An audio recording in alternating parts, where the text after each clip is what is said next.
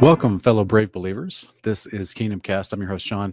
Thank you for joining me. And this is the podcast where we search for knowledge, wisdom, and understanding of the Creator's Word and of this world, so we may better understand and relate His Word to this world. So that's our passion. That's our prayer for this podcast. And we are going to be picking up part 16 of Investigating Babylon. This is the series that we've been doing for about a year now. Actually, we've been going through it. And it is an extensive series looking at the bad guys and their forms of deception and their forms of government and oppression that's been implemented and tricking people throughout the world over time to get them away from covenant behavior, to get them away from understanding who the Creator is and how to walk in love with Him and how to walk in love with your fellow man. So we're looking at Babylon and we're investigating all the different facets of Babylon. Part 16, we're going to be looking at the second beast and the mark of the beast as detailed in Revelation 13. So I'm excited for everyone to be here. Just want to say hello to a few people that's in the chat. Welcome Anita Vega, Carrie M, GR Cleve, Jubian Kenobi, Damian Williams, Jason Kenny, Michelle M. Welcome everyone. Wind Feathers back. Doug Abracto. I hope I said that right. Ruach Netzarim, James Sims, Pepper Moon. Welcome everyone. Christopher Gomez, Eric Rice. Welcome, welcome. Wendy Moore, cover to cover with Jeremy Piers. Welcome. Pepper Moon. Pepper got 2 shout-outs. Elias Stewart is back. Robert Daniels. Appreciate all you guys in here. There's so many more, and can't get to all of them. But guys, I hope to encourage you with what we're going to talk tonight, even though some of it may seem, it may seem not fun, because we're talking about some things nobody really wants to talk about. But I just want to encourage you that the Father's got a plan. And that's why He tells you even some of the bad stuff that may be coming, so that you can understand that He's got a plan. He knows that's coming, and He's got a plan. That's why He gives us all this wonderful information through prophets that we refer to as prophecy. So be encouraged, no matter what you hear. It doesn't mean that you won't have the resurrection as a hope, or it doesn't mean that that you won't. It won't affect you. That's the crazy part, guys, that we've done different shows in the past. I have another show on my main channel, Kingdom in Context, that I do with my brother Ken Heidelberg from Hanging on His Words, and that's a show we do together called Honor of Kings. And so if you haven't already subscribed to Ken Heidelberg's channel, Hanging on His Words, go do that, because we're doing another episode on Sunday of Honor of Kings. And in that show, we look at some of these books that were either taken out of Bibles throughout the years, or used to be in the American canon but was taken out, but they're still in other canons around the world. And one of those books is that mentions, it's the book of Second Ezra. We reviewed in the earlier part of season 3, and we reviewed, I think, chapter 27, where it goes through all these different plagues and different things that are happening before the return of the Messiah. And one of those things is that there will be a mixture of all types of different bad things happening. That's going to be happening, like, the way it's worded is kind of weird. It says that, they will lend one to another as they're kind of mixed together and happening all over the place, all over the world. But it also says there's some people that won't even realize exactly what's happening. And I'm not sure if that's in a first world nation or not, but at the same time, our hope is in the resurrection, guys. It's appointed all of men to die once and then judgment. No one's getting out of here alive, so to speak, if I could put it like that. But knowing that, hopefully we can have a mature response about it, right? Not to be in fear, but to know what the Father promises us if we walk with Him in His covenant behavior, keeping His commandments like His Son exemplified for us. We put our faith in His Son, that He will raise us from the dead, that He will grant us the eternal life if we trust in them and practice their behavior. And that is the wonderful promise that we have. So with that said, I just want to kind of preface tonight, because we will be talking about some adult things. We'll be talking about some history, some archaeology. We'll be talking about the future prophecies. And I just want to encourage you that the bad guys aren't as bad as they like to portray themselves. They're not as strong as they like to portray themselves. And so the Father's stronger. He's got a plan. And I want you guys to trust in that. All right. So let's jump right into it.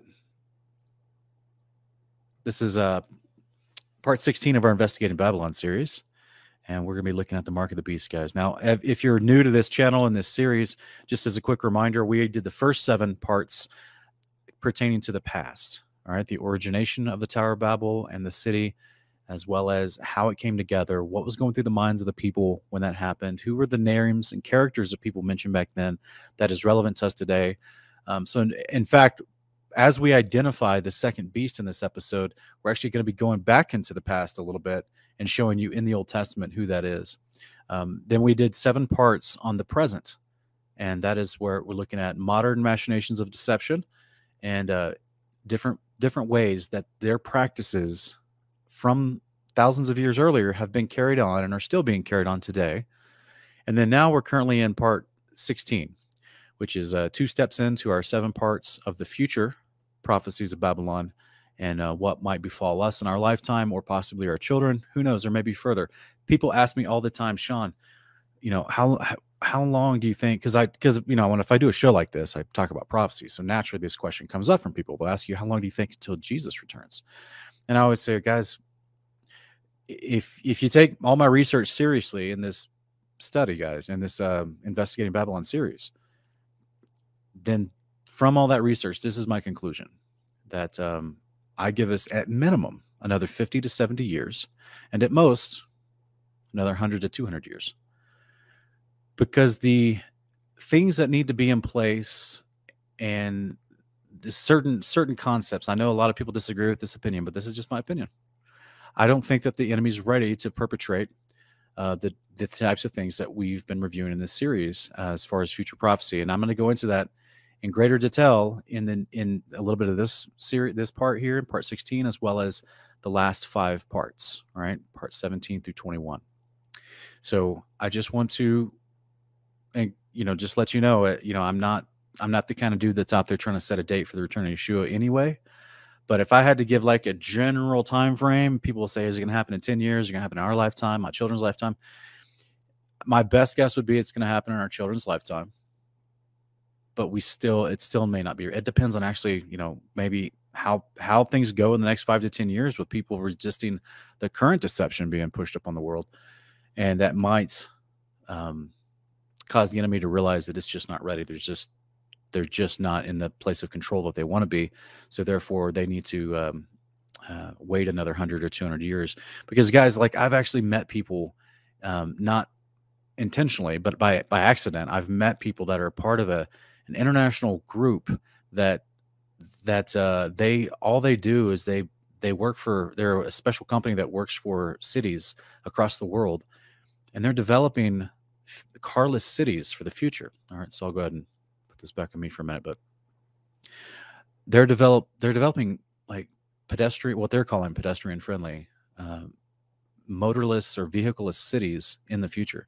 Now, they did talk about they'll probably, at least the person I was talking to that was kind of sharing with me some of the things they're working on for the future, for 50 to 100 years from now, is that to build these cities where you can't even drive a car into it unless it's like a taxi or like an Uber or like the automated Ubers that they're trying to push on the populace, self-driving cars.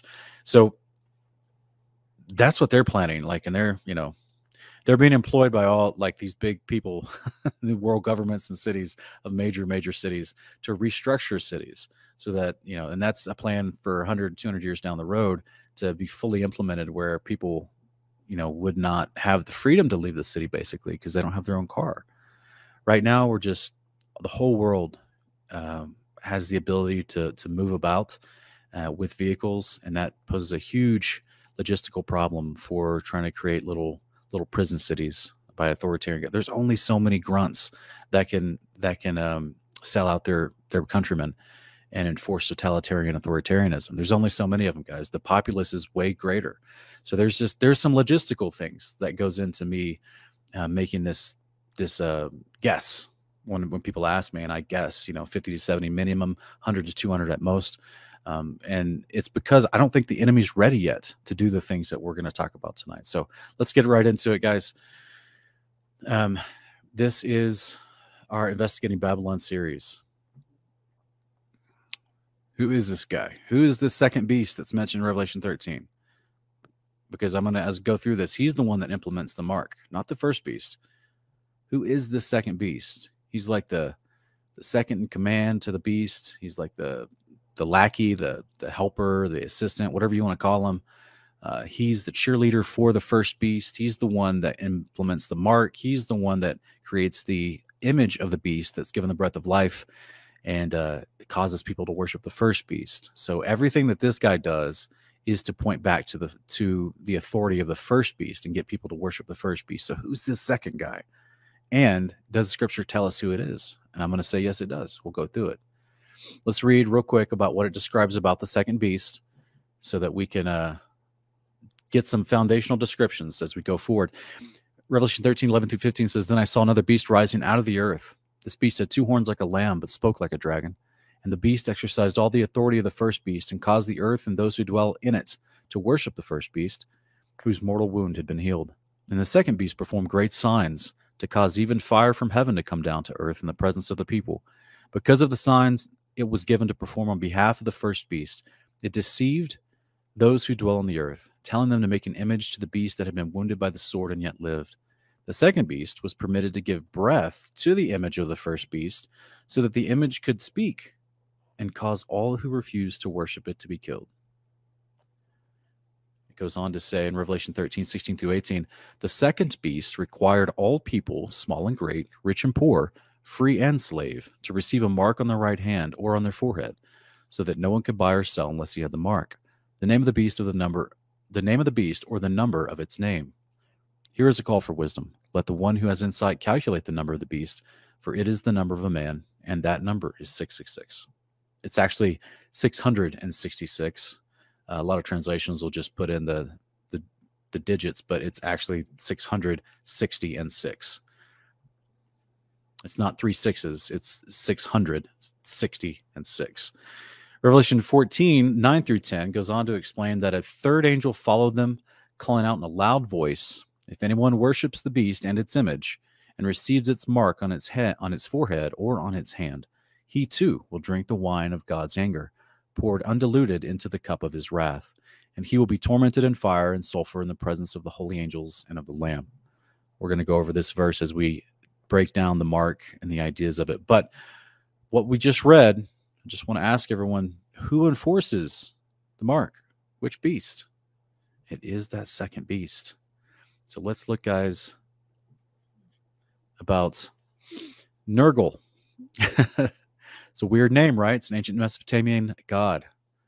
Who is Nergal? Let's look. Let's find out here real quick. So Nergal, spelled various ways and being spoken slightly different languages. There's actually the ancient Sumerian script on there, which I thought was fascinating, that my computer allowed me to put it on there. But he was a deity who was worshipped throughout ancient Mesopotamia. That's also Acadia, Assyria, and Babylonia, with the main seat of his worship at Kuta, represented by the mound of Tel Ibrahim. He was also known as Maslamtia, Era, or Era. And we're going to actually look at some of those other names as well and how they were described amongst those regions and cultures. Nergal had a multitude of functions in the religion of ancient Mesopotamia and its neighbors. God lists attest that, okay, so I just want to explain the wording here. God, when they say the word God, it's just capitalized because it's the beginning of a sentence. But when they say the word God lists, these are ancient lists from ancient Samaria, Mesopotamia, and Babylon that lists out a bunch of kings as well as all the gods that they worshipped, or at least a good portion of them. So when we get to this place of Nergal, and it's trying to talk about the Sumerian Mesopotamian gods, that's what it's referring to, those lists that archaeologists have found that detail these names. So God lists attest that he had one of the highest numbers of epithets of all the documented deities, with the Anubis list alone providing around 100. He was especially closely related to war, disease, and the underworld, and according to the Franz Wigerman, can be understood as a god of inflicted death. However, Nergal's warlike nature also made him a god defending the realm, whose presence was regarded as necessary for peace. In this role, he was known under the title Lugal Selima, the Lord of Peace. He was invoked in apotropaic rituals as well, as his fearsome reputation was believed to keep houses safe from evil, quote unquote. We're going to keep going, guys, and break down these terms. And so as you can see here, I've got highlighted here that this particular guy, Nergal, or Nergal, however you want to say his name, He was especially closely related to war, disease, and the underworld. And he was considered the god of inflicted death. And we're going to break down this word apotropaic and here in a little bit and what that is and what that kind of ritual is. The symbols most commonly associated with Nergal includes a bulls, wild oxen, lions, lion-headed maces, and scimitars. Some depictions on cylinder seals depict him in a flat cap associated with underworld deities. War standards, that's the flags they would carry in the war to show what god was with them in that war. War standards would serve as a symbolic depiction of Nergal too, and the Assyrians often carries such objects representing Nergal as well as Adad, because they're the same, into battle. Okay. Well, let me put it like this. It's debated among scholars if Adad is also another representation of Nergal, but to me, it seems to be appropriate, and we'll talk about that later in the presentation. Apotropaic magic, comes from the Greek word to ward off or to shoo away, to turn away, is a type of magic intended to turn away harm or evil influences, as in deflecting misfortune or averting the evil eye. Okay. Apotropaic observances may also be practiced out of a vague superstition or out of tradition, as in good luck charms, like a token, charm, or a bracelet, amulets, or gestures such as crossing your fingers and knocking on wood. The Greeks made offerings to the averting gods, who are considered chthonic deities. And by the way, I know these are kind of like silly seminary style words. These are, your highbrow fancy words, right? But ultimately, God, that word, guys, the word chthonic just means an underworld deity, okay? Which is exactly what it talked about, Nergal being a god of war, disease, and the underworld. And it says, and heroes to who grant safety and deflect evil. So I would just want to focus on, there was a variety of ways that apotropaic magic was used. This was strongly associated with Nergal, and there specifically one of the ways that it's done with magic rituals was through the incantation to charge up an amulet, if you will. And this amulet was supposed to be a good luck charm, but more than just like a generic rabbit's foot or something that people would put any kind of legend into. But this was supposed to be an actual magical amulet that had been spoken and written magic spells on. Because remember, guys, Babylon is full of magic. They are the originators of magic at post-flood, I should say. In 2 Kings 17:27 through 31, because we're going to go to the scriptures, guys. I know we've been talking about what the world has uncovered, deciphered, and tried to report through archaeological, anthropological sources. But let's go to the scriptures as well. Is Nergal in the scriptures? The king of Assyria commanded, send back one of the priests who carried off from Samaria and have him go back to live there and teach the requirements of God of the land. Thus, one of the priests they had carried away came and lived in Bethel, and he began to teach them how they should worship the Lord. Now, nevertheless, the people of each nation continued to make their own gods in the cities where they had settled, and they set them up in the shrines that the people of Samaria had made on the high places. The men of Babylon made Sukkot-Benoth. The men of Cuth made Nergal. The men of Hamath made Ashima. The Avites made Nibaz and Tartak. And the Sepharvites burned their children in the fire to Adremelech and Enemelech, the gods of the Sepharvim. That's like a different way of saying Molech. But guys, Nergal is the same thing that we read earlier about the center of his worship was at a place, Kuto. I'll go back to it real quick. And it's up here at the top here. With the main seat of his worship at Kuta. I think I'm saying this right. But that's in the Hebrew, it's just C-U-T-H, which is what we see described in 2 Kings. Okay, 2 Kings 17, this is where they worship. This is after the northern house of Israel had been invaded by Assyria and scattered over time. And then there were remnants that were from a variety of different nations within the Assyrian and Babylonian Empire that were now living in the land of the northern house, which was being called Samaria at the time.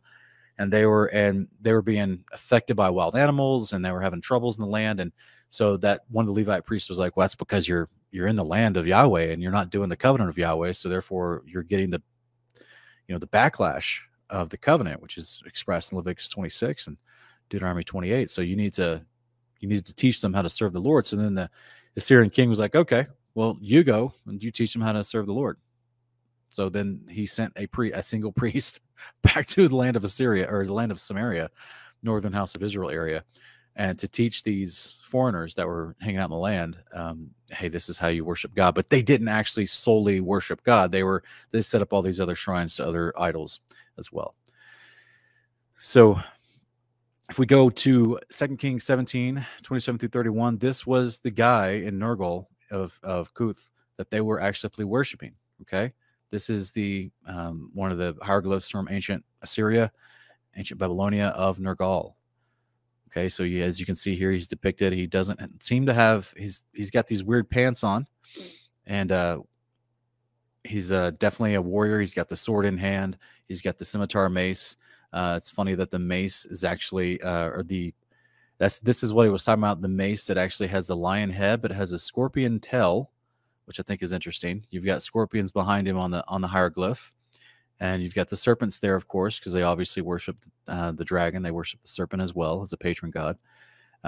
Ishtar's on the left-hand side, or on his left, but on his right, you've got the Vajra as well as a Caduceus, and then he's got the Cerberus, these three-headed dog on the left of him that he's got seemed to have like on a leash of some sort. All right, now you look at his head. If you look at his head, he's got horns above his forehead. Okay, he's got this wild hair, and so he was considered a two-horned guy. He had two horns all the time. That was his common representation of who this guy was.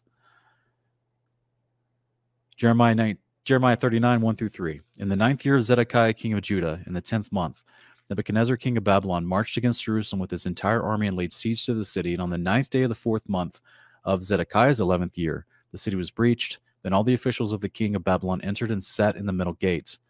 Nergal-Sharezer of Samgar, Nebo Sarsakim of the Rabsaris, and Nergal-Sharezer of the Rabmag, and all the rest of the officials of the king of Babylon. So the reason why I'm showing you this, guys, is just to show you that many of the people in Babylon would name themselves after one of their gods in order to show how loyal they were to them and how they were to honor them. So they would name themselves after one of their gods. Okay. So this is what we're seeing in Babylon from the king. So earlier we're looking at Assyria. So a lot of people who might actually know biblical history pretty good or pretty well, they'll actually say to themselves, all right, well, the Assyrians weren't the Babylonians, but at this point they were. In the days of Jeremiah, they'd already been invaded. Back when we read from 2 Kings 17, they weren't. The Assyrians were still independent. They weren't completely overtaken by the Babylonians just yet, but they still all worship the same gods. Here we see Nergal as one of the men taking on that moniker of that god on himself as one of the officials of the king, because they were giving allegiance. This was a common practice. They would give allegiance to that god. So this is why even the Babylonians worship Nergal as well. And here's an actual interesting, this is Shalmaneser, the king of Assyria, holding or grabbing at the fire of a sacrifice. That's how the hieroglyph is described. And then Nergal is the horned figure behind him that is pulling down the tree and covering someone with the tree, as well as just participating in whatever's going on. I don't profess to know everything that's going on here. And the priest that's standing in front of the king of Shalmaneser III, he's cut all his hair off. This was common for Baal worshippers. So yeah, there's a lot going on in this little hieroglyph. But this is the region they were in. This is the common gods they all worshipped, and this is the false idols. So if we look in 2 Samuel 23:20, we have this interesting little passage about one of David's bodyguards and how he was such an amazing warrior. It says in 2 Samuel 23:20, and Benai, however you want to say his name, is the son of Jehoiada, the son of a valiant man of Casbiel, who had done many acts. He slew 2 lion-like men of Moab. He went down also and slew a lion in the midst of a pit in time of snow. Now, I think it's fascinating because if you look at the Septuagint, it says that Benai, the son of Jehoiada, he was abundant in mighty deeds from Casbiel. He smote 2 sons of Ariel of Moab. Well, this word Ariel is a term for a lion, or a lion-like man. And he went down and smote a lion also in the pit on a snowy day. So this is a lot of people. There's been a lot of speculation and theory about what's going on with this lion-like men of Moab. It's very interesting, right? What do we read about Nergal? That he was considered What was representative of him was a lion or a lion-like figures, or the bull, or a wild oxen. And even in the hieroglyph, we see he's got this bushy hair, like he looks like a beast, like a lion, with these two horns coming out of his head. So let's look at who did the Moabites actually worship. Is it truly telling us that Benaiah of Israel fought these two lion-like men of Moab and defeated them? Are we to believe that they look like this picture here? Is it just a description of how amazing they were? It's interesting because nobody else in the scriptures is described, and no other foreign army of Israel is described as having lion-like men. It's only in this passage. And Moab also worshiped the same gods of Assyria and Babylon. So this is lion-like men. This is actually the winged bull of some of the famous statues of Assyria. This is actually in Nineveh. They're pretty famous. The winged bull statues is classic hieroglyph and sculpture of ancient Assyria. Remember, what was Nergal described as? He was the wild bull, a wild oxen, lion-like, or a lion. So a lot of people saying, well, Sean, these are bulls with wings. Okay, I see this is the winged bull, but this isn't a lion. Look at that. It's just for scale, right? I wonder who that guy in the back is. But these are the two horns that would come out of Nergal's head, consistent with all the depictions of Nergal. Oh, here's a famous lion-like hybrid with a man. Very famous one. In Egypt. It's called the Sphinx. Here is in actual Assyria, a lion. This is not a bull body. This is a lion body with the face of a man and the horns of Nergal. It's a winged lion. Here's at the entrance of the Babylonian gates. So this is not in Assyria, but this was down in Babylon, about 300 miles or 200 miles to the southeast. This is a winged lion with horns, two horns coming out the top. This was also a representation of Nergal, the god that they worshipped. Here's another sketch that people had done from an actual hieroglyph, but it's actually Nergal with a lion body. Okay. Here is Nergal, a hieroglyph of Nergal with what looks to be some sort of suit with feathers on. And if it's not, I don't think he had his own feathers, but I mean, I don't know if that was just part of his battle gear. But he's got two vajras in his hand. So guys, you guys go back to part 2, we discussed the most powerful weapon in Babylon was the vajra, and it was associated with all the main gods. Could control the weather, could control autonomous flying machines, it could control lightning. The vajra is a big deal. It's talked about in ancient India as well, from Lord Indra. So here we have Nergal with two vajras looking like he's going into battle. Why? What did we read about Nergal in the beginning? That he was a god of war and disease and the underworld. Revelation 13, 11 through 15. Then I saw another beast rising out of the earth. This beast had two horns like a lamb, but spoke like a dragon. And this beast exercised all the authority of the first beast, and caused the earth and those who dwell in it to worship the first beast, whose mortal wound had been healed. And the second beast performed great signs to cause even fire from heaven to come down to the earth in the presence of the people. Because of the signs it was given to perform on behalf of the first beast, it deceived those who dwell on the earth, telling them to make an image to the beast that had been wounded by the sword and yet lived. The second beast was permitted to give breath to the image of the first beast, so that the image could speak and cause all who refused to worship it to be killed. So if you guys go back to part 2, this is why I've had to systematically go through certain topics from the previous 15 parts, so that when we get to this guy, hopefully it's all starting to just cascade like a snowball of realization of all these things are working together as descriptors and qualifiers for who we're looking at in Revelation. Here we have Nergal, two-horned god of war with the Vajra having power over thunder and lightning, creating storms. Is that the fire that's being called down in this particular instance? It's possible, but we're going to talk about another, the other idea of him fooling people with a religious practice as well. As I've mentioned before, I actually believe they're going to reinstate old school Babylonian false idol worship, which is why we already read the passage that it says it right here in this passage, right? Telling them to make an image to the beast that had been wounded by the sword and yet lived. Like, that's old school idolatry, guys. He's just literally telling people around the world, make an idol to this beast and worship it. And then there's ways he enforces it, but there's the way to trick them with the lying sign and wonder is going to be, one of them is going to be able to call fire down from heaven. So this guy has all the right descriptors. Here's another unique image here of the winged bull with the man face, the two horns in the top, and then another guy that's normal, but he's also got the two horns on his top as well, and he's got the bag in his hand with the little pine cone that is in that famous position of bag in hand, pine cone. What's going on? What's this little purse this guy's carrying? We're not going to I'm just teasing this for a future episode. We're going to talk about this more in our Mother Babylon episode in part 20. But yeah, just know that this guy was he was carrying the purse too.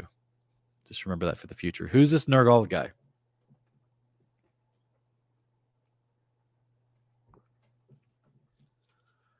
We got the scorpions. What did we talk about in part 6 of this series?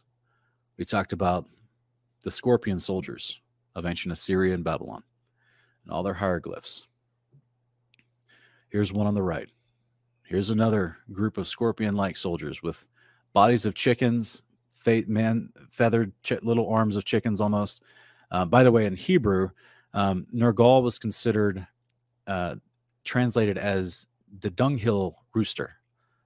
And so it's fascinating, right? Because here we have what looks like a hybrid chicken with a man with the tail of a scorpion, a stinger type tail, looks almost like a wasp tail, with the face of a man. Strange looking hybrids that this normal looking man depicted looks like he's evaluating or assessing or talking to them. This is from ancient Assyria, guys. So if you're late to this series, please go back and check out part 6. The entire thing is about chimera scorpions in ancient Babylon. Here's more depictions. You got the flying machine depicted at the top. You've got this unique thing in the center, which I don't quite know as I have a guess, but I don't quite know exactly what it is. And then you've got these other little chicken hybrid, scorpion-tailed hybrid chimeras. Guys, how interesting is it that all these descriptions that I've just been giving you about Nergal, I want to do some real quick. This picture you're looking at is a modern day depiction from like a random artist who is fascinated with ancient gods. He was able to go and just find all the descriptions about Nergal and then make this modern day painting of Nergal. And this is what he comes out with. A lion-headed man with wings. He's got little chains wrapped around him, and he's got the skulls. Looks like the skulls of men because this guy was considered a giant. So he's got some tiny skulls. And then he's got this stinger tail. How interesting. This isn't a Bible scholar who painted this photo that you're looking at. This is just a secular dude that took the descriptions that are out there that anyone can resource, that anyone can look up. They're like, oh, who's this Nergal guy?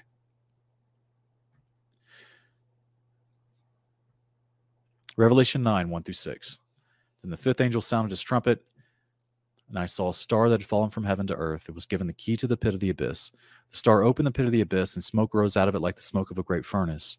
And the sun and the air were darkened by the smoke from the pit. And out of the smoke, locusts descended on the earth, and they were given power like that of the scorpions of the earth.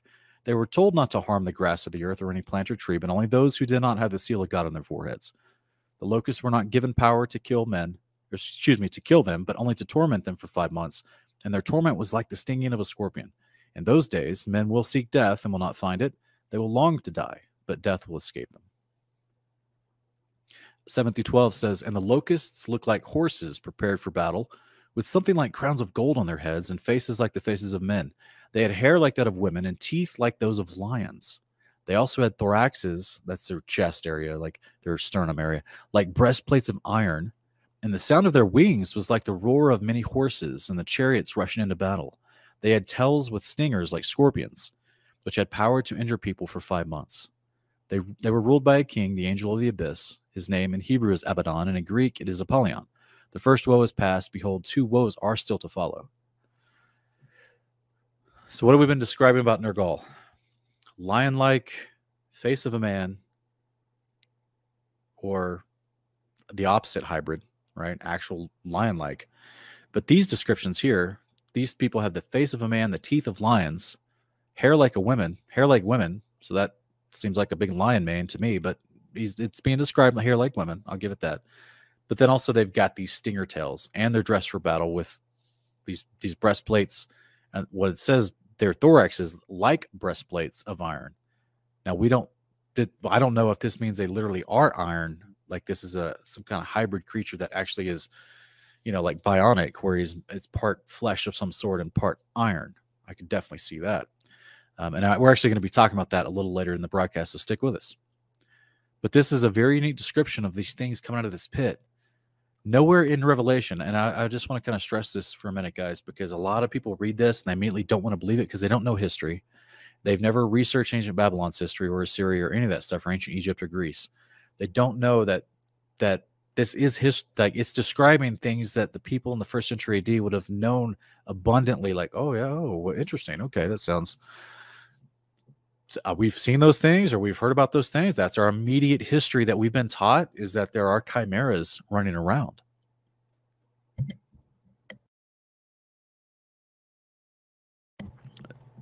So therefore, when they get to this passage with the modern mindset, they think, oh, this must mean something else. This must be representative of something. Revelation does not define what these are. Nowhere in Scripture does it define what these are. No other books of prophecy anywhere. Nowhere says, oh, the vision that John saw, it's going to be these things, or even describing the same things that John saw and giving you an explanation of what they are, saying that these descriptions represent something else. Revelation does define itself for you. If you read the entirety of the book, when you get to places and it says, what is this? The angel says, I'll show you the meaning of this vision. This is what this means. This is what that means. We get like an example of that in Revelation 17.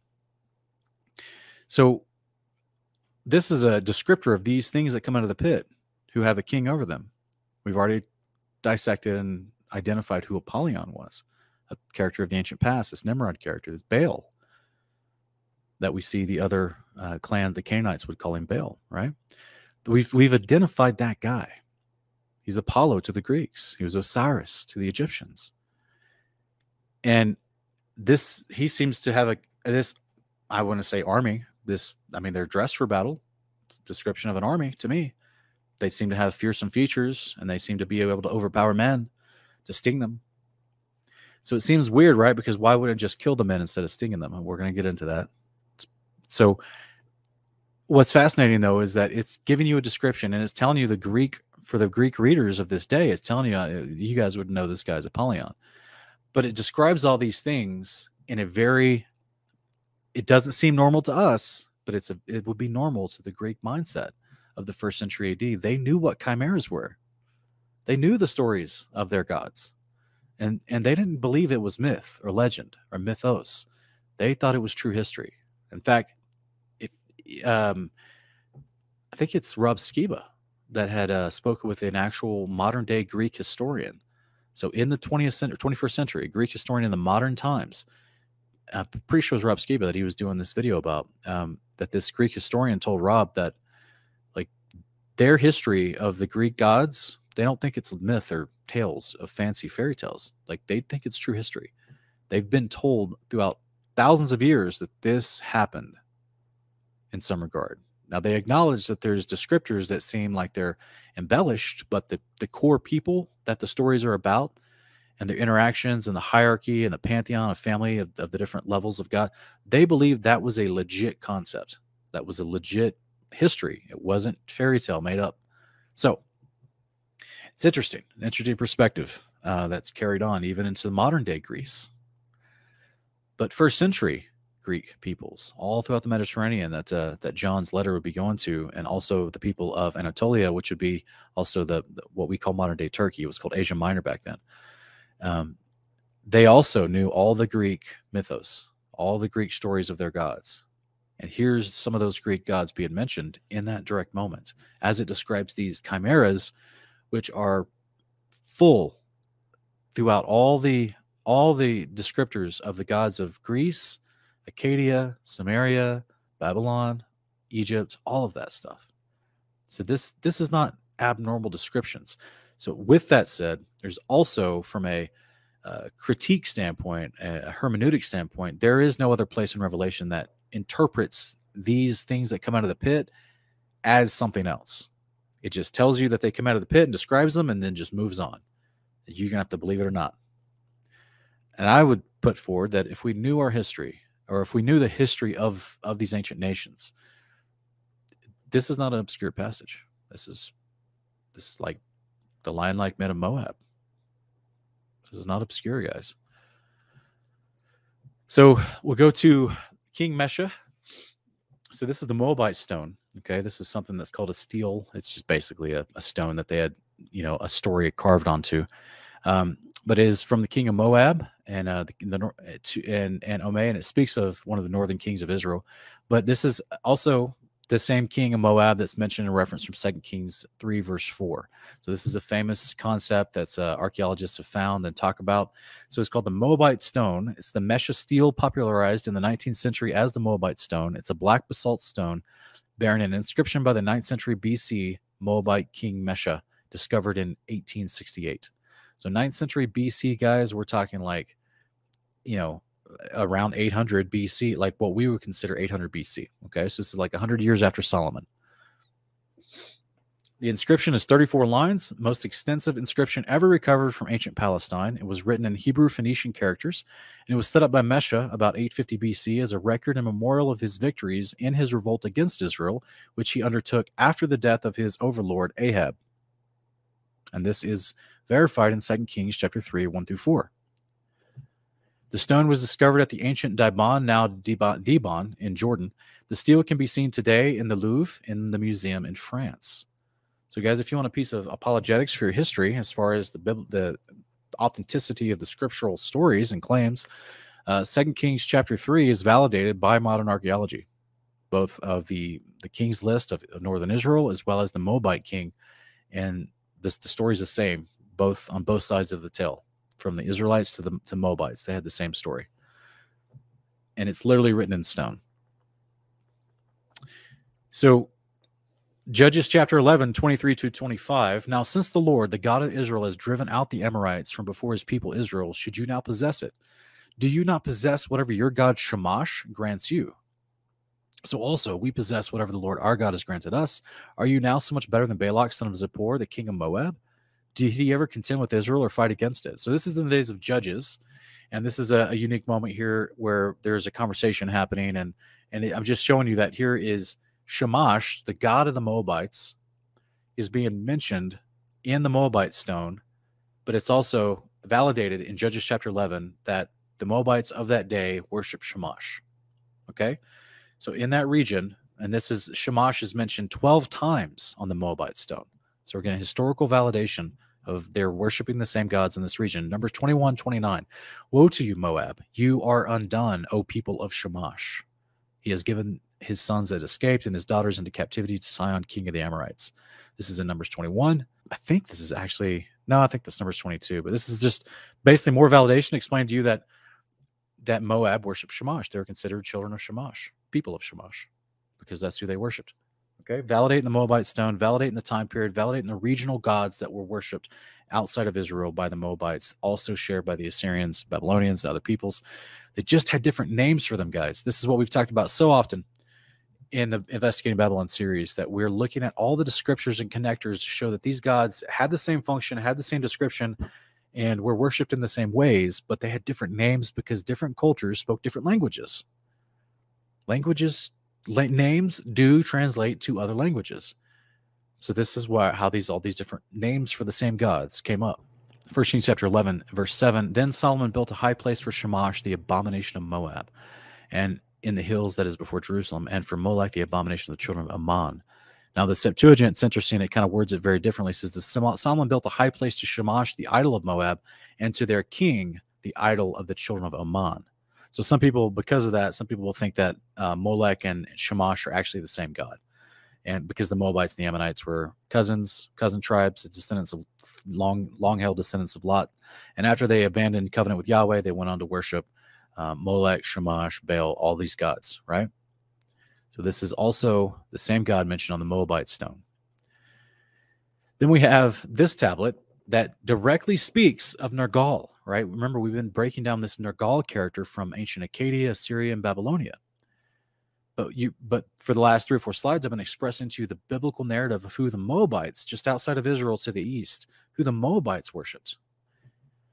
So it says in this archaeological piece that was found, of Nergal, the lord of Haulum, Atal Shen, the carrying shepherd, the king of Urkesh and Nawar, the son of Sadar Mat, the king, is the builder of the temple of Nergal, the one who overcomes opposition. Let Shamash and Ishtar destroy the seeds of whoever removes this tablet.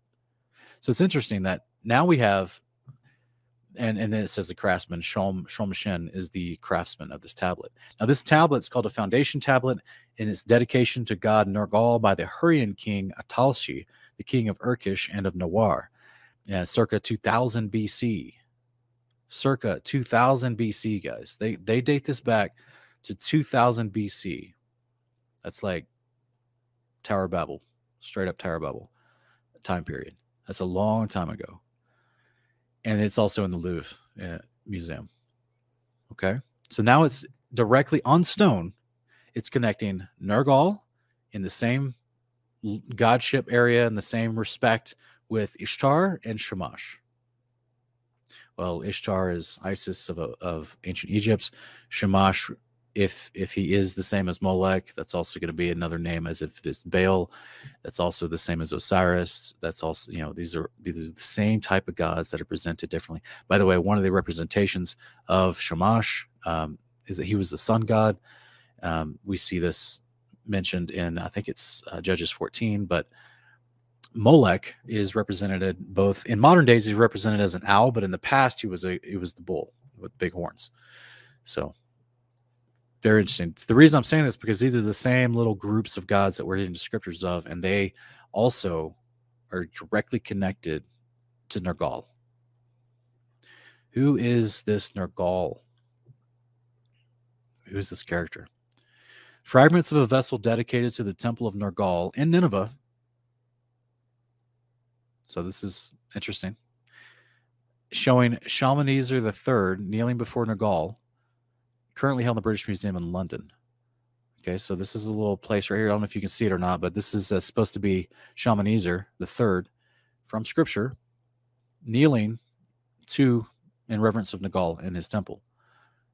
And they got their little baskets. It's very interesting.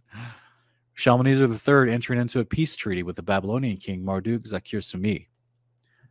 So this is another famous hieroglyph that's found of Shalmaneser. So I'm just giving you more validation to even Shalmaneser III, one of the kings of Assyria, before Babylon took over Assyria, before Nebuchadnezzar took over Assyria and made it part of the Babylonian Empire. They were also worshiping the same gods and had peace with the Babylonians, because they're literally they're doing the same destructive practices. They're worshiping the same gods. 2 Kings 17, 3 and 4, Shalmaneser, the king of Assyria, attacked him, and Hoshea became his vessel and paid him tribute. But the king of Assyria discovered that Hosea had conspired to send envoys to the king So of Egypt, and that he had not paid tribute to the king of Assyria as in previous years. Therefore, the king of Assyria arrested Hosea and put him in prison. This is validation to the hieroglyphs, or to the archaeological finds that we just found of Shalmaneser III, who worshipped Nergal of Assyria in the days of Hosea. Okay, so this just gives you more validation to this concept of this guy was known about in the Bible as one of the foreign gods that was worshipped. So you guys remember we talked about the apotropaic magic, and specifically about the amulets.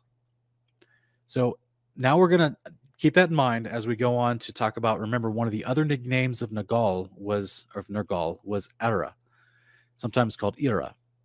It's an Akkadian plague god known from an epos of the 8th century BCE. Era is the god of mayhem and pestilence, who is responsible for periods of political confusion. He was assimilated to Nergal at some point. This is why they're one and the same. So we've got Nergal being described as a god of mayhem and pestilence. What do we get from his first description from the Assyrian description is that he was a god of war, of disease, which is pestilence or plague, and then also of the underworld. But this goes on to say he was a god responsible for mayhem and pestilence, responsible for periods of political confusion. That's fascinating. That's fascinating, guys. Era, an Akkadian plague god known from an epos of the 8th century. Here is the amulet that's been found directly linked to Era, and it's supposed to be a protection against plague. One of the amulets, one of the apotropaic magic pieces with an actual spell on it, with the actual writings on it to help give him protection against plague. Interesting. Here's an Egyptian amulet used to protect against different various forms of evil, because they practice the same type of magic. So they would also put their spell on the piece, if you will, on the amulet. And as you can see the size of these, there's a guy's finger there, usually worn in a bracelet or a necklace or something like that. So there's a unique text that's been discovered. Actually, 36 copies of it have been discovered in what's called first millennial sites. And it's the 5 of the first millennial sites that are mentioned are Assur, Babylon, Nineveh, Sultantip, and Ur. You guys remember Genesis 12 as Abraham was called out of Ur of Chaldea? So this is all Ur is located near Babylon, and it's in the region below Nineveh and also below Assur. Okay. The Era text soon assumed magical functions. Parts of the text were inscribed on amulets employed for exorcisms and as a prophylactic against the plague. These 5 tablets containing the Era epos were first published in 1956 with improved text based on additional finds appearing in 1969. Perhaps 70% of the poem has been recovered. So this direct amulet from ancient Acadia, attributed to the god Era, which is Nergal, that supposedly was you would put his words from this text that was to help you as employed both for exorcisms as well as a prophylactic against the plague, right? An amulet for protection against the plague. Nergal is Era. We're going to jump over across the Mediterranean a little bit and go over to Greece.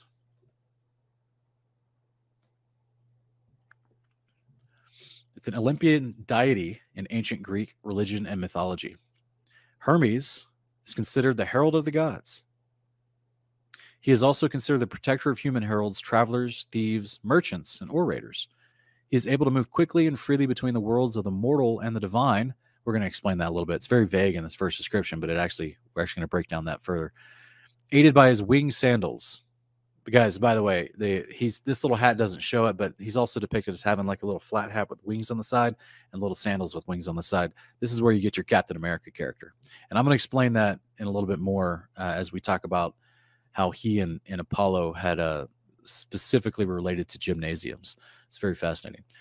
He's able to move quickly and freely between the worlds of the mortal and the divine, aided by his winged sandals. Hermes plays the role of the psychopomp, or the soul guide, of the conductor of souls into the afterlife. Oh, wait a minute. So now he's a god of the underworld. In myth, Hermes functioned as the emissary and messenger of the gods and was often presented as the son of Zeus and Maya, the Pleiad. He is regarded as the divine trickster. Oh, does that mean he does lying signs and wonders? For which Homer offers the most popular account in his hymn to Hermes. His attributes and symbols include the Herma, the rooster. Well, that's interesting. Didn't the Hebrews call Nergal the rooster? The tortoise, the satchel or the pouch, the talaria, which are winged sandals, and the winged helmet, or simple petasos, as well as the palm tree, the goat, the number 4, it's interesting, number 4, several kinds of fish, and incense. However, his main symbol is the caduceus, a winged staff intertwined with 2 snakes copulating and carvings of the other gods. His attributes had previously influenced the earlier Etruscan god terms, a name borrowed from the Greek Herma. In Roman mythology, Hermes was known as Mercury, a name derived from the Latin merchant, or merx, meaning merchandise, and the origin of the words merchant and commerce. Interesting. Beginning with the earliest records of his worship, Hermes has been understood as an underworld deity, and some sources will call it that chthonic deity. It just means underworld deity, subterranean deity, heavily associated with the earth and or the underworld. This is what I was talking about earlier, where he can traverse between the mortal and the divine realm. They didn't believe the divine realm to be above the firmament. They believed it to be down below. As an underworld deity, the worship of Hermes also included an aspect relating to fertility, with the phallus being included among his major symbols. The inclusion of a phallic imagery associated with Hermes and placed in the form of Herma at the entrances to households may reflect a belief in ancient times that Hermes was a symbol of the household's fertility, specifically the potency of the male head of the household in producing children. So how interesting that Yahweh, the one true God and the creator of heaven and earth, tells you to, in Deuteronomy chapter 6, verses 6 through 9, he tells you to put his words, his instructions, his commandments on your doorposts, not penises. You see how backwards the occult is. Hermes is identified by some with the archetype of healer, as the ancient Greeks ascribed healing magic to him. It's interesting, right? So we got a guy in charge of the caduceus, representing commerce and merchants, money exchange business. Now we got a guy, he's one of his other attributes is to be a healer. Oh, and he's also the god of the underworld. That's interesting. Revelation 13, 11 through 12. And then I saw another beast rising out of the earth, and this beast had 2 horns like a lamb, but spoke like a dragon. And this beast exercised all the authority of the first beast, and caused the earth and those who worship in it to dwell, those who dwell in it to worship the first beast, whose mortal wound had been healed. Interesting. And here we have Hermes, with all these other associations with Nergal and Hera, also being called someone that could heal with magic. It's interesting. And Nergal, famous for being able to use different types of magic for protection against plague, disease, and sickness. Interesting, huh? A further Roman imperial era syncretism came in the form of Anubis with the Egyptian god of the dead, Anubis. This is my Waymont moment. Did he just say Anubis? Like Anubis of ancient Egypt? God of the dead? Anubis? Like the Anubis that was secondhand man to Osiris? Supposedly resurrected Osiris after the first time he died with magic? That Anubis? This Anubis who was in the top 3 pantheon with Ra and Osiris? The Romans realized Hermes and Anubis were one and the same, to the point where they literally called him Hermanubis. It doesn't get more easier than this, guys.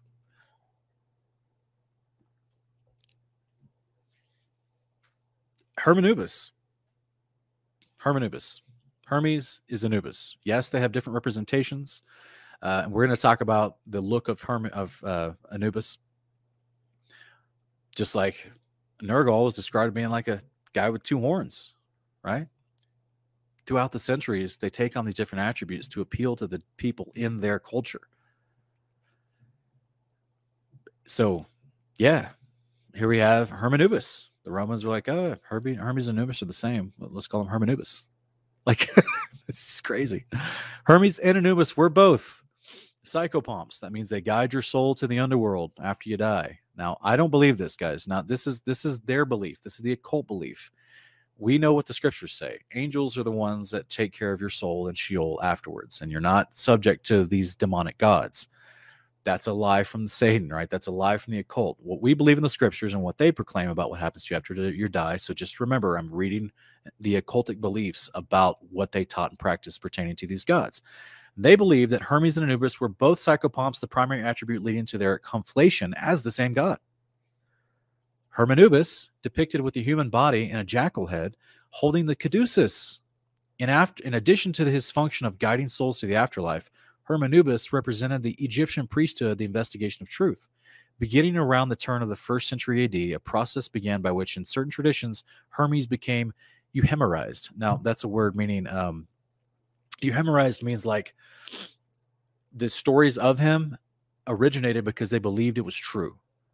So the idea of euhemerizing one of these ancient gods was that they knew the origins of the god was true, but they knew some of the details have been embellished over time, like I was trying to say earlier. So this was like openly talked about in the 1st century AD, according to historians, that Hermes and Anubis they believed them to be real entities in the past, but they understood that some of the details of their events had been embellished a little bit. So the humorized, that is, interpreted as a historical mortal figure who became divine or elevated to godlike status in legend. Numerous books of wisdom and magic, including astrology and theosophy and alchemy, wait, what? Were attributed to this historical Hermes, usually identified as the Alexandrian form of Hermes Trismegistus. Trismegistus. It's hard to say. My wife was laughing at me the other day. Trismegistus. I think we said it. I think we got it. So, guys, theosophy, right? What did it say? The books of wisdom and magic, including astrology, 1 Enoch chapter 7 and 8. This is what the fallen watchers taught mankind. Theosophy, right? This is what we talked about in part 10 of Investigating Babylon, about the lady, the I can't even think of her name right now. The Theosophist lady in the early 20th century that was connected with the formation of the United Nations, and the eugenicist connected with Bill Gates, his father, that were part of the Theosophist society. The people that declared openly that they wanted to bring the practices of the occult into the open again. That was a part of their long-term goal. Traced back to Hermes. And these works were generically called Hermetica. And so let's look at this Anubis character, guys. Yeah, Blavatsky. Thank you, Wendy. I couldn't think of her name. Blavatsky was her name. So in Anubis, also called Impu. So guys, Anubis is actually the Greek transliteration of the god's name. It's not even an Egyptian word. Anubis is the Greek word. The Egyptian word was Inpu or Anpu. So that's fascinating, right? So Anubis is the Greek name of the god of death, mummification, embalming, the afterlife, cemeteries, tombs, the underworld. In Egyptian religion, usually depicted as a canine with a man or a man with a canine head, archaeologists have identified Anubis' sacred animal as an Egyptian canid, the African golden wolf. Now, I know a lot of people think that it's a jackal head, and that's how it is depicted in a lot of art forms, but technically they claim it's an Egyptian, or it's an African golden wolf is what it's supposed to be, which is interesting considering all the wolf imagery in the ancient Greek epics, and then, you know, just ancient depictions of the big wolves that were these chimera big wolves. So it's interesting. But Anubis, god of the dead, Egyptian, this is the famous Anubis, guys. This god was also known as here's some of the names that they attributed to Anubis in ancient Egypt. He was first of the Westerners. That's so crazy. It's fascinating to me. Lord of the sacred land, he who is upon his sacred mountain, ruler of the 9 bows. We're going to talk about that in a minute. The dog who swallows millions, master of the dog who swallows millions. The dog who swallows millions. And then also master of secrets. Another name that they gave him was he who is the place of embalming. And also he's called foremost of the divine booth, or the divine house. The positions that he had were also reflected in the titles he held, such as he who is upon his mountain, or Lord of the sacred lands, or foremost of the Westerners, and he who is in the place of embalming in the Old Kingdom, dating back to 2600 BC to 2100 BC. That's over 2000 years BC is what they claim. The standard way of writing his name in hieroglyphs was composed of the sound of the sound signs INPW followed by a jackal over an HTTP sign. I don't have the hieroglyphs to show you right now. I'm sorry. But this is Anubis, guys. This is the famous Anubis. This is Hermes to the Greeks. This is Nergal to the Akkadians, Babylonians, and Assyrians. This is Nergal to the Hebrews. And this is the comrade and the friend and the second command to Osiris underneath Ra, the famous Anubis. Now let's look at one of the descriptions that they called him as being head of the 9 bows, or atop the 9 bows, sometimes called Anubis of the 9 bows. In the New Kingdom tomb archaeological finds, these seals that they found depicts Anubis sitting atop the 9 bows. That symbolizes his domination over the enemies of Egypt. This is referring to military power. What was Nergal described as? A god of war, god of the underworld, god of plague. Anubis, here's an actual, and this is crazy, guys. So this little black obelisk onyx stone thing here, that not obelisk, but this little black onyx stone that they carved this into and then overlaid with gold, with the Sphinx sitting on top. That's actually supposed to be Anubis on the 9 bows. So the 9 bows are underneath the Sphinx, and their little descriptions of how they would draw a bow back then. And this is Anubis sitting at top. And what it was supposed to represent was the 9 common or most common enemies of Egypt's history that Egypt had military power over, and Anubis sat in the top over those. This was the representation of that. Guys, the Sphinx is Anubis. The Sphinx, the lion-like man, that is representation of Nergal in the Old Testament. It is Anubis to the Egyptians. It's been in our face this whole time, guys. This is the god of the embalming, of mummification, and the purpose of that was to preserve the body for resurrection, to be healed through magical arts and raised back to life. So in the Egyptian Book of the Dead, which I don't talk about that much because I don't want people to go read it, basically, it describes Anubis as being so good at resurrecting people they had to tell him to stop. It's crazy, right? This is the famous Anubis that resurrected Osiris, supposedly, in the Osiris stories.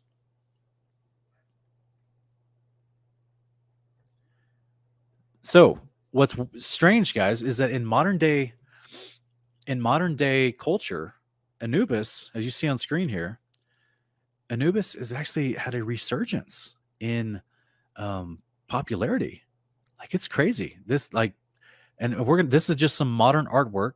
By the way, look at the tower in the back. There's a tower in the back. There's some pyramids on the other side. This is, by the way, the dirt, these dust devils in the desert, Islam calls them jinns, calls them unclean spirits. So I think that this little depiction of Anubis on this, whoever painted this modern artwork, literally he's got the pyramids, he's got jinns, he's unclean spirits, he's got a Tower of Babel representation behind him. It's fascinating.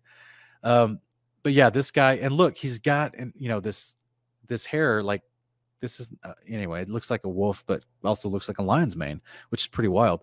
But there's been a resurgence of popularity of this Anubis character. And let's look at some of that, guys. This is some modern artwork, and there's also video games coming out about him. This is just people that are glorifying basically Anubis, which is fascinating. I don't know why you do that. It's the god of the dead, the god of inflicted death, the god of disease and war and plague. And people are just glorifying him. Oh, and by the way, someone decided to stylistically draw him in modern clothes walking next to Osiris. Oh, I wonder how they come up with that idea. Here is someone getting tattoos of ancient Egyptian Anubis and Ra.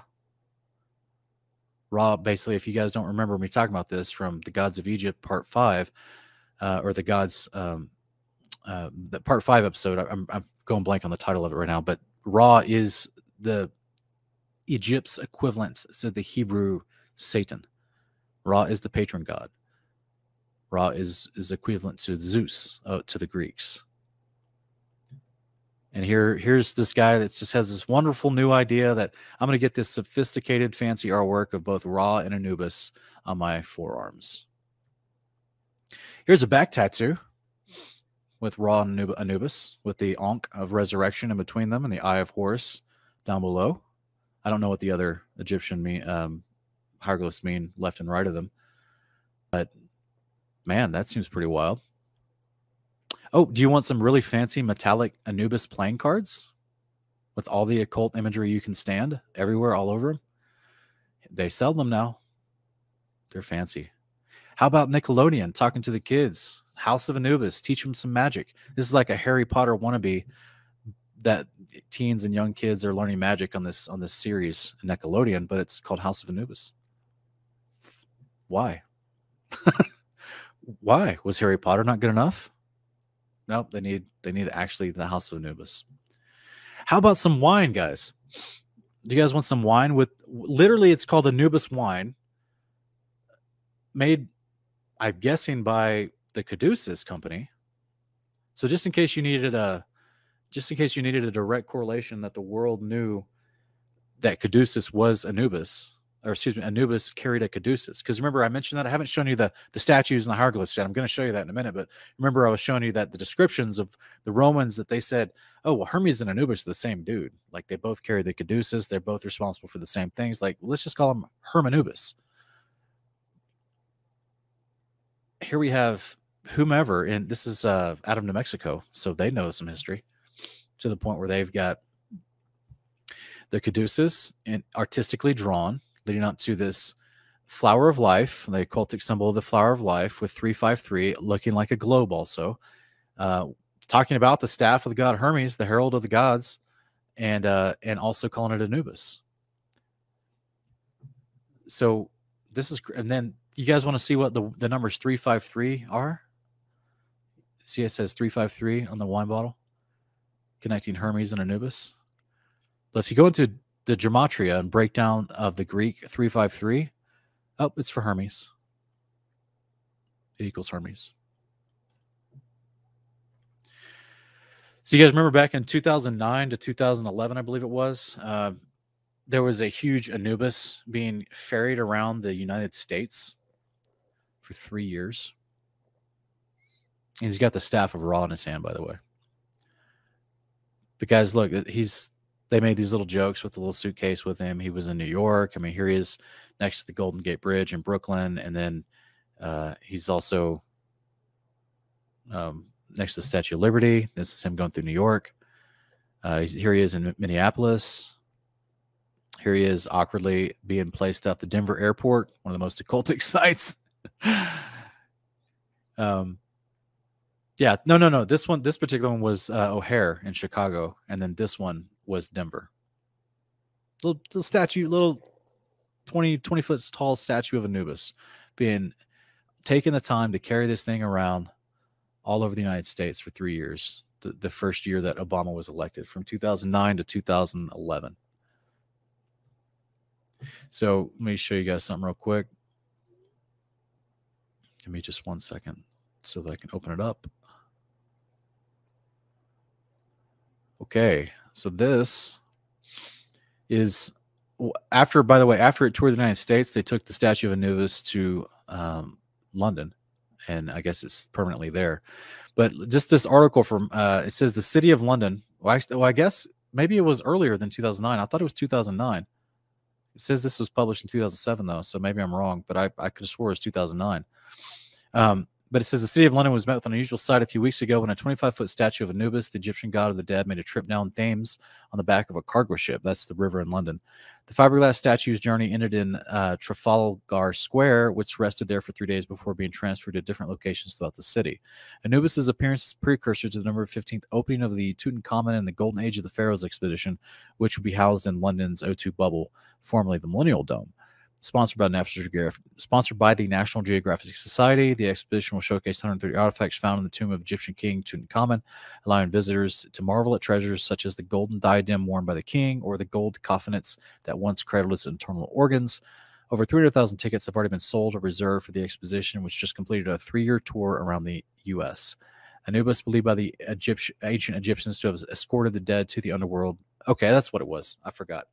So it was originally here, and then in 2009, 2011, they toured it around the United States and then took it back to London. So they also toured around the Arch of Triumph, which is associated with Baal's Arch. And a lot of people already know about that in this community because of Chad Schaefer's work. But they've already toured around. So together, Osiris is Baal.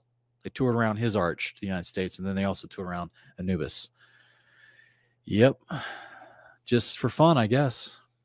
Just for fun. They thought it would be funny, or they thought it'd be a great way to market this exhibition in a museum across the ocean, right? So this is him going through the River Thames and the London Bridge opening for him. You know, it's just ridiculous. But guys, this is the same Anubis that was all over. Like he's the top head of the pantheon of the Egyptians. Here he is with Isis, just the both of them in a carving. And he's holding, the bag's been broken, but he's holding the staff of Ra. Both of their bags have been broken. His face has been knocked off, which is funny. Her nose has been knocked off, but she's got the two horns above her, which represented Baal, the Apis bull, as well as the sun, which represented Ra. She's of course got the serpent headgear on as well, but he's of course in that main hierarchy of the Egyptian gods. Anubis also was depicted in hieroglyphs to hold the crook and the flail, which were symbols used in ancient Egyptian society. The attributes of the deity, they were originally attributed to Osiris because they were representative as fertility and power. But they became an insignia of pharaonic authority that other pharaohs would then hold or be put in tombs with afterwards. The shepherd's crook stood for the kingship, and then the flail stood for the fertility of the land. Well, guys, just in case, that's not just saying, oh, we got good soil, that's great. No, it means the wealth of the land, the commerce, the business, the trade, kingship, commerce, authority, commerce. He's holding the authority of Osiris in his hand and over commerce, Anubis. And he's also got a form of a Vajra with with the Djed, as well as the symbol for resurrection, the Ankh, connected to it. So, but we've talked about that already. Oh, guys, check this out. Why does the Vatican have a picture of Anubis in Roman attire with a caduceus? So this is the actual statue. Just in case you're thinking I'm just making stuff up and reaching for connections. Here's in the Vatican, the Roman Vatican. Remember, it was the Romans in the 1st century AD who said, well, we should just combine the descriptions of Anubis and Hermes are the same. They're the same God. So let's just tell the people, let's just give them one word, Hermanubis. This is Hermanubis you're looking at, an actual statue in the Vatican Museum. Of course, the Vatican has Hermanubis, right? Of course.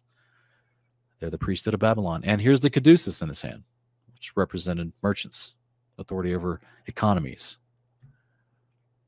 This is Hermes on the left with his giblets blurred out. He's got the caduceus. So does Anubis. Same gods. Different representation for different cultures. Same gods. This is Nergal. This is Hermes. This is the caduceus. Same gods. Nergal is Era. He is Hermes. He is Anubis. The god of the dead, the god of war, the god of pestilence and disease, the god of healing magic, the trickster. What about Hades? You guys heard that name before too, right?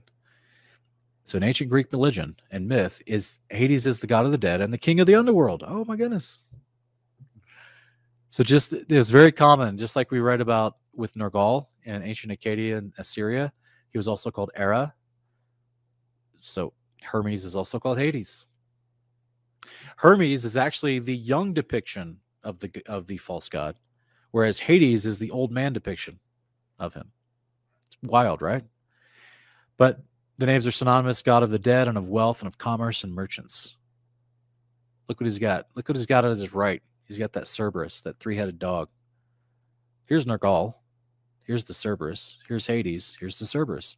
No other gods carried the Cerberus. Just Nergal and Hades.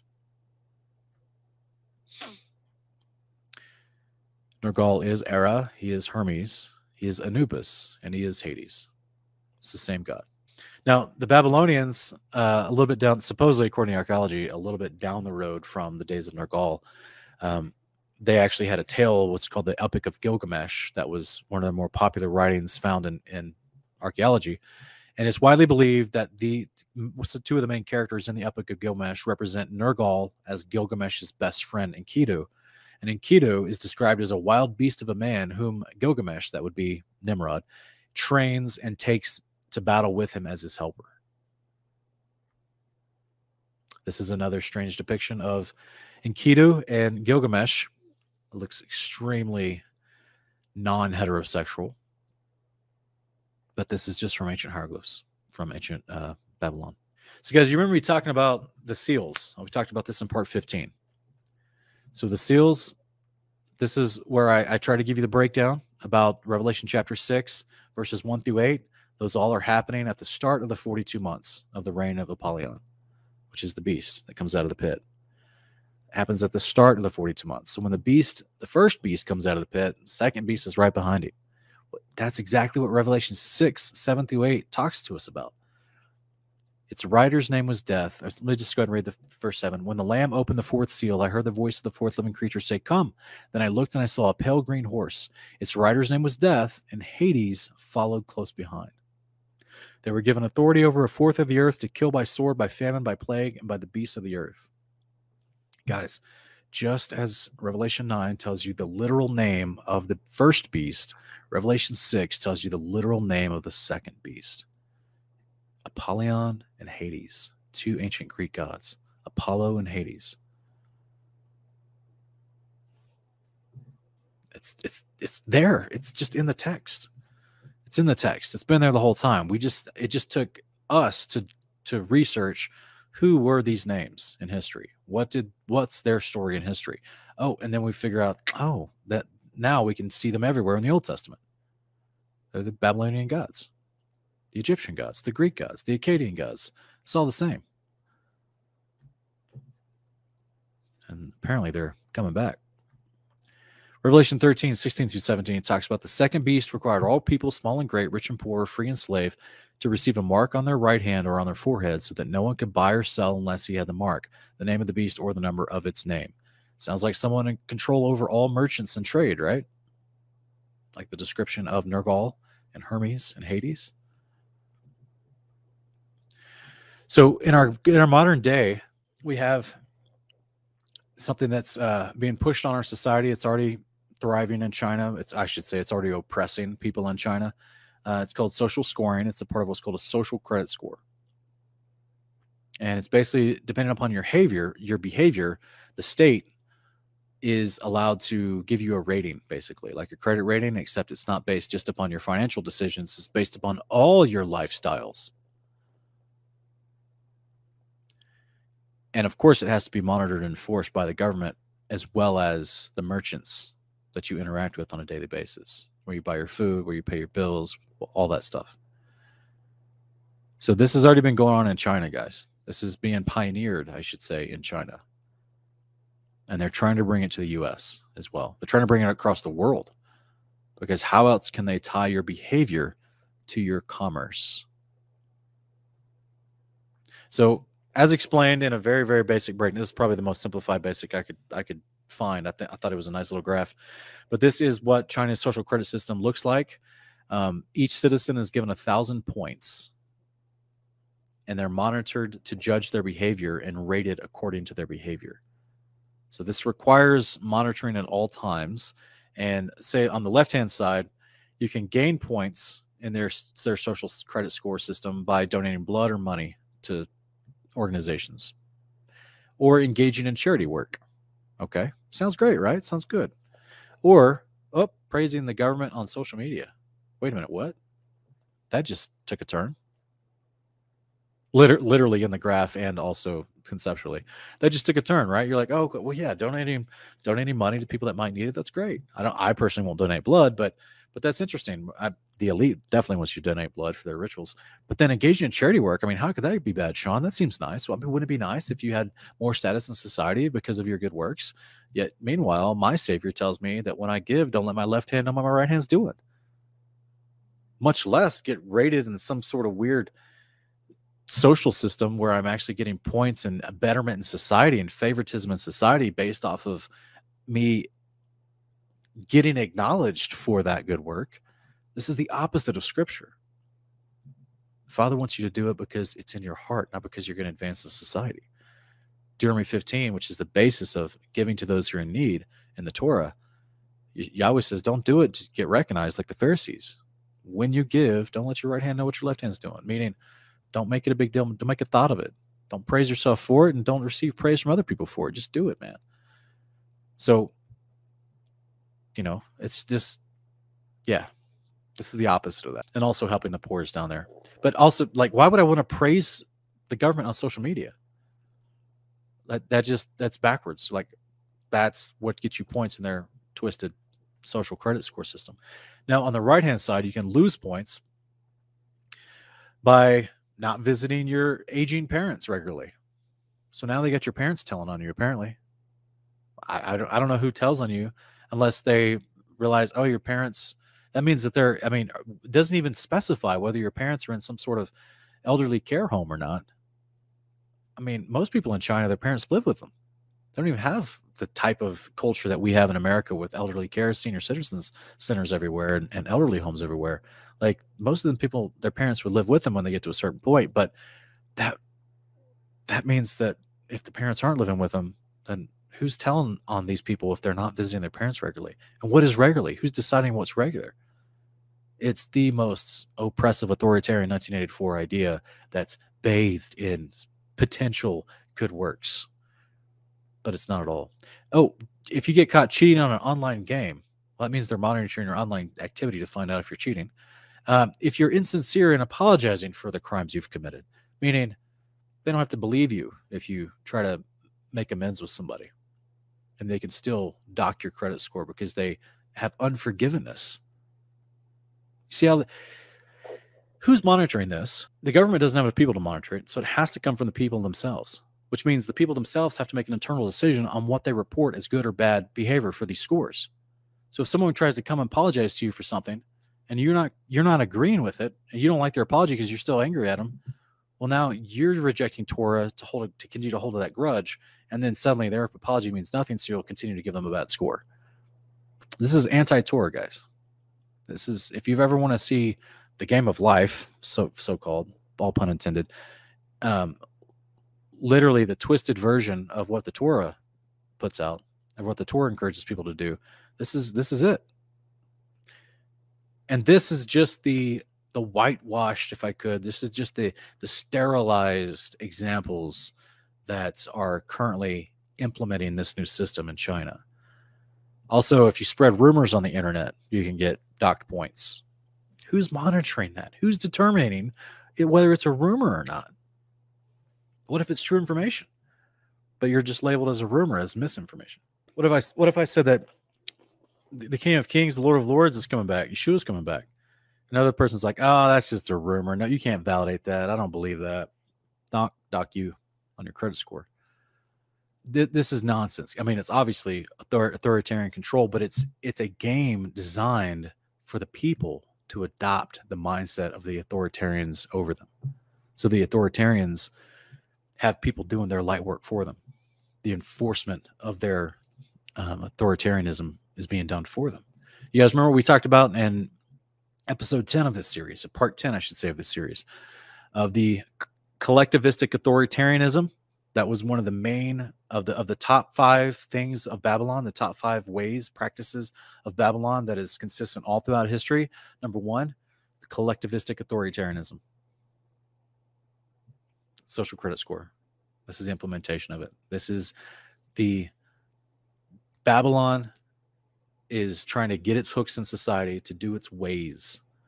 And they're trying to tie your daily interactions with other humans, which should already be covered by our Heavenly Father's Torah, right? His instructions for living. But instead, now they're going to decide instructions for living. And if you go outside those instructions, well, it's going to be very difficult to live in their society.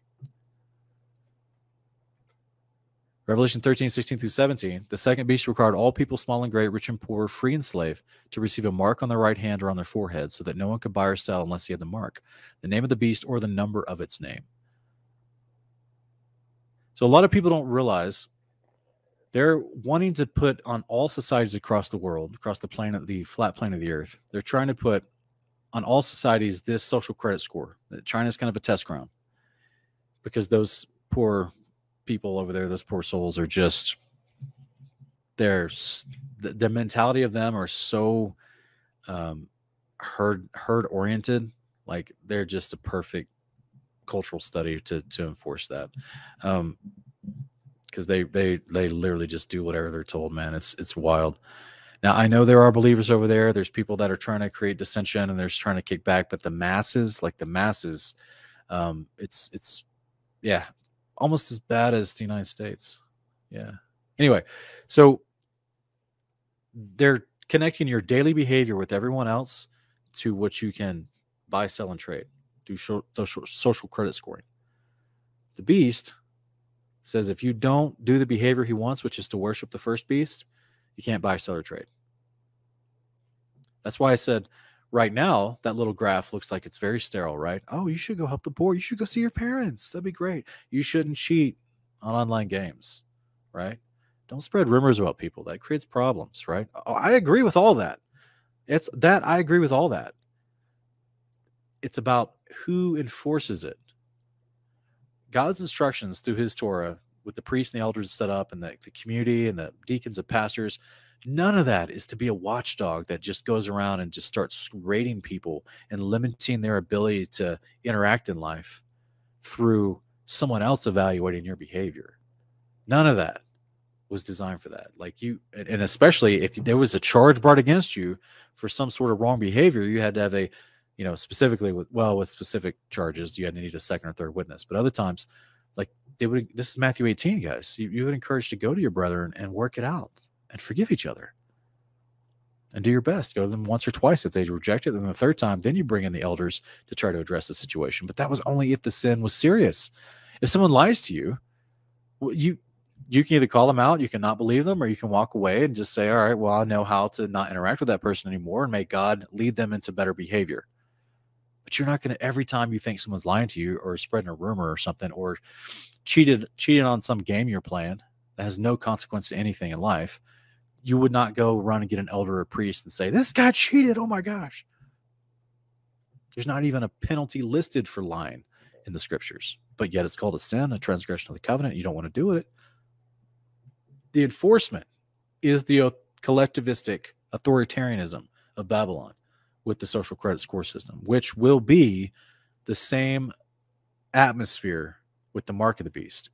If you're not worshiping, like we read the passages multiple times, the second beast tells people to make an image of the first beast and worship it. If you don't worship it, you're killed. Just like we see back in Daniel, right? The 90-foot golden statue, Daniel and his 4 friends did not worship it.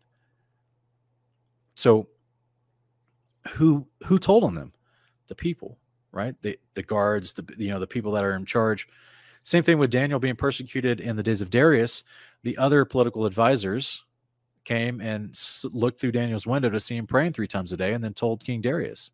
They're enforcing the ways of Babylon because the king can't see everything, right? This is how they have to get people to enforce their behavior, their standards, and also their idolatrous worship of the first beast.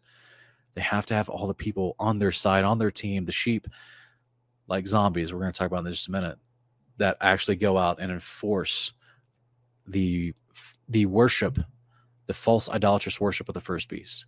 And that's done through a social credit score in the system. And we're going to talk about possible implementations of that with technology and the actual mark here in just a minute, so stick with me. But what I've got on screen right now here, guys, is ancient temples and how they were centers for trade and merchants. This is from a historian. As we talked about earlier, Nagal was associated with Adad in different parts of Mesopotamia.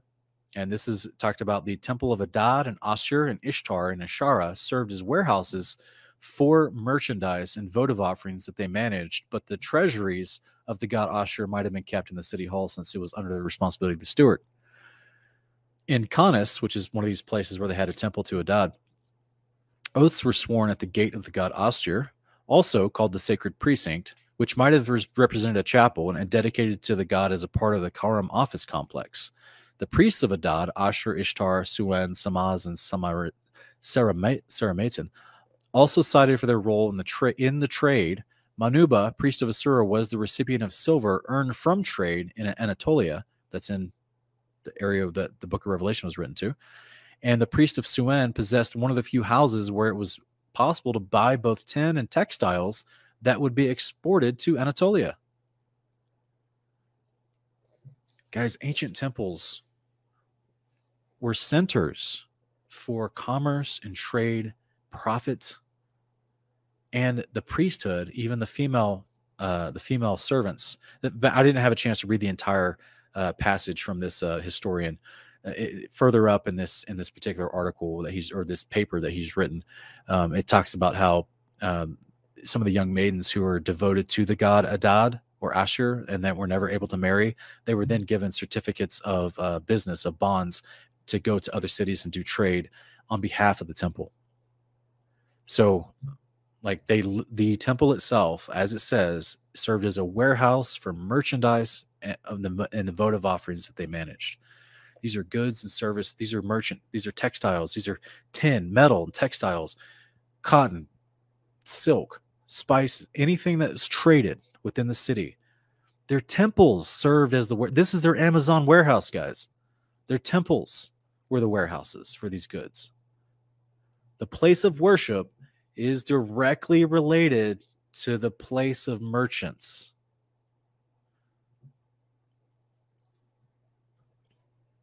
What do we see Jesus say in John chapter 2, 12 through 16? After this, he went down to Capernaum with his mother and brothers and his disciples. They stayed there a few days. When the Jewish Passover was near Jesus, and they went up to Jerusalem. In the temple courts, Yeshua found men selling cattle, sheep, doves, and money changers seated at their tables. So he made a whip out of cords and drove all from the temple courts, both sheep and cattle. He poured out the coins of the money changers and overturned their tables. To those selling doves, he said, "Get these out of here. How dare you turn my father's house into a marketplace?" Guys, he is ticked off that he's seeing his father's house being treated like a temple to a foreign idol. What did he say? What like I've talked about in my previous videos on here, New Testament Context for Pastors in Matthew 1 through 3, right? Some of the prophecy in Isaiah chapter 9 about Yeshua going to the people in both Samaria and in Judah, in the land of Jerusalem, the area of Jerusalem. They were living in darkness. They had bad teachers. They were corrupted with Roman influence, false idol worship. They were not just worshiping Yahweh. He went to a land of darkness. He was the light of Zebulun that shined upon a land full of darkness, wickedness. He went to a people that were confused in their theology. They had horrible teachers in the Pharisees.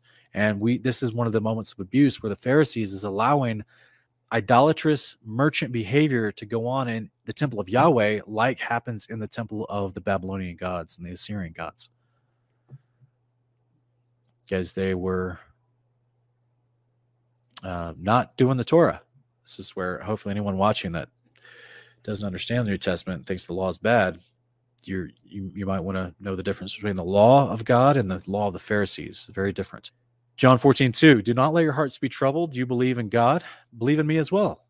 In my Father's house are many rooms, and if it were not so, would I have told you that I'm going there to prepare a place for you? We know that is the New Jerusalem. Now here is the New Jerusalem personified as a woman speaking in Isaiah 54 and Isaiah 55 as promises are being told to her, Zion, the New Jerusalem to come. Isaiah 55, it says, come, all you who are thirsty, come to the waters, and you without money, come buy and eat. Come buy wine and milk without money and without cost. Why spend money on that which is not bread, and your labor on that which does not satisfy? Listen carefully to me, and eat what is good, and your soul will delight in the richest of foods. This is at the descension of the millennial reign, the millennial reign, the descension of the New Jerusalem. Just like in Revelation 22, come drink of the water, come keep the commandments and come into the house, get free food and water. This is the house of prayer that was intended. It's not a place, it's not supposed to be a place where you have to go in and you have to, it's a place of merchants for profit. This is supposed to be a place of prayer, and the house itself is offering free food and wine and milk in abundance.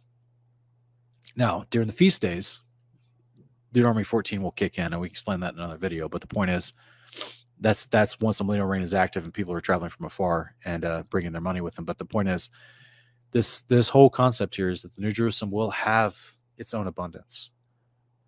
You won't have to come and show your mark to buy, sell, and trade here. You just have to be keeping the commandments or be resurrected already. It's a beautiful thing, guys. An extension of ourselves, Baal zombies. This is a phrase that I took from these videos I'm going to show you real quick, the short little videos, about the idea of what possibly the mark could look like as being a seal. The word mark means a seal, a sign, right? So you're being sealed, just like there's the believers that are sealed by the angels of God in Revelation, and two different spots that are mentioned. There's also the seal that's going to be part of the enemy, which is the mark of the beast, right, that we've been talking about. So in Revelation 9:5-6, this is kind of a dramatic picture, okay, guys? I'm just showing you a little bit of this idea of the locusts were not given power to kill them, but only to torment them for 5 months. And their torment was like the stinging of a scorpion. In those days, men will seek death and will not find it. They will long to die, but death will escape them. This is after they get stung. So for that 5 months, they want to die, but they can't somehow. Well, I have a feeling I know why they can't. Now, most people, when you say zombies, most people just think of, instead of thinking about this, they think about these horrific pictures of all this pre-programming, this indoctrination of all these zombies that just keep continually every year for it's been almost 20 years now. They just keep making movies of zombies. I thought it was going to be a fad that was going to go away in 2004. They just keep making more series, more things about zombies over and over and over. Why? Why do they keep pushing the zombies? Now, most people will think that those who take the mark will be this type of zombie, right? You get that fluoride stare zombie. People, and the reason, this is a joke, right? This is a famous meme online, but the joke of this is that fluoride diminishes your willingness to care. So that when people are pressing upon you, you're just like, whatever. You just want to avoid confrontation, as opposed to thinking, no, I'm not going to stand for that. I'm going to stop, we're going to stop this injustice. We're going to start doing what's right. Some people think that all the fluoride that's been put in the water, some of the effects of it that's been documented, is that it takes away your willingness to care about things. It takes away your passion to stand up for what's right, which is fascinating if that's true. So some people think that this is what the zombies will look like of the mark of the beast, that whatever the mark is, it just makes you indifferent to truth, because you've already given your allegiance to this idolatry of the first and second beast. Or we could already be seeing the zombies as demonstrated with this picture, where some people, just like the open idolatry of ancient Babylon, which was to do this act you see on the sign here. I'm not going to say it because I want this video to somehow keep going get recommended to people, but I know it's a long shot. But what you're seeing on screen here, some people think that this is already the zombies being kicked in because they're supporting the practices of Babylon through this horrific ritual. That was what happened with Molech. That was the type of worship that went on with Shamash, with Nergal. Now, I've showed you 3 different levels, if you will, of zombies, right? One that's very cartoonistic, right? Because people think that it's like, oh man, people, what's animating them? What's really keeping them alive if their flesh is dead and they're truly dead and they're just a host body? And if they are a host body, are they going to be quick? Are they going to be fast? Are they going to last 2 days? Are they going to last a year? What's keeping them alive, right? Are their actual internal organs functioning? That's why I think this is a hyperbole example of what's truly probably more like this and this. It's a brainwashing, right? They want to show you the zombie movies because they think that it's like that's so outlandish and so silly, right? That someone's like a half a face and half an arm, and they're slinking over to you and they're like, and they're trying to chop you and eat your brains. Like, that's all seems kind of silly, that because your natural body thinks, okay, what's animating them? What's keeping them going, right? That's every episode. When I used to, like back in the day when I first started watching the first few seasons of Walking Dead, I just kept saying, what is keeping these things alive? Like, this makes no sense. Like, I was too logical. My brain couldn't handle the obvious problem with the whole plot of that story. So yeah. And then, of course, they keep trying to shoot him with guns. And I'm just like, guys, just get a sword. You don't have to worry about bullets or gun jamming. You cut off their hands, they can't scratch you. You cut off their necks, they can't bite you. You're done. Just kick them over and walk away. Like, you can work your way through. You can be like Samson and the Philistines. You can work your way through 1,000 zombies in an afternoon. Like, I just never understood it. It always made me laugh. I never understood that that show is just ludicrous. But this idea of the brainwashing of the culture of the practices of Babylon, to the point where, like you see in the sign here, people are literally screaming for human sacrifice. They want it. So when this massive beast comes up, that Revelation 17 says the whole world wanders after it, And they also talk about, oh, who is like the beast? Who can make war with this beast? The same people that are fawning after that, if that beast says, hey guys, we're gonna not only do we think that this is a human right, but it's necessary for this religious practice because it gives you all these fake, these lies. Just didn't fill in the lies after that. They'll come up with some stupid reason, right? Just like they did in the past. Just like the elites believe it gives them power to go through these rituals and do these horrific practices. That's what part of the Theosophic society is talking about, right? They want to externalize the things that are done in secret. They want to bring out to the front, to the public. Well, the beast and the first beast are going to bring it out to the public, and they're going to cause people to openly go back to the open rituals of worshiping Baal and Molech and Ishtar and Nergal and Osiris and all these guys, Apollo and Zeus. And what you see on the screen here is associated with that. It's integral to that idolatry. So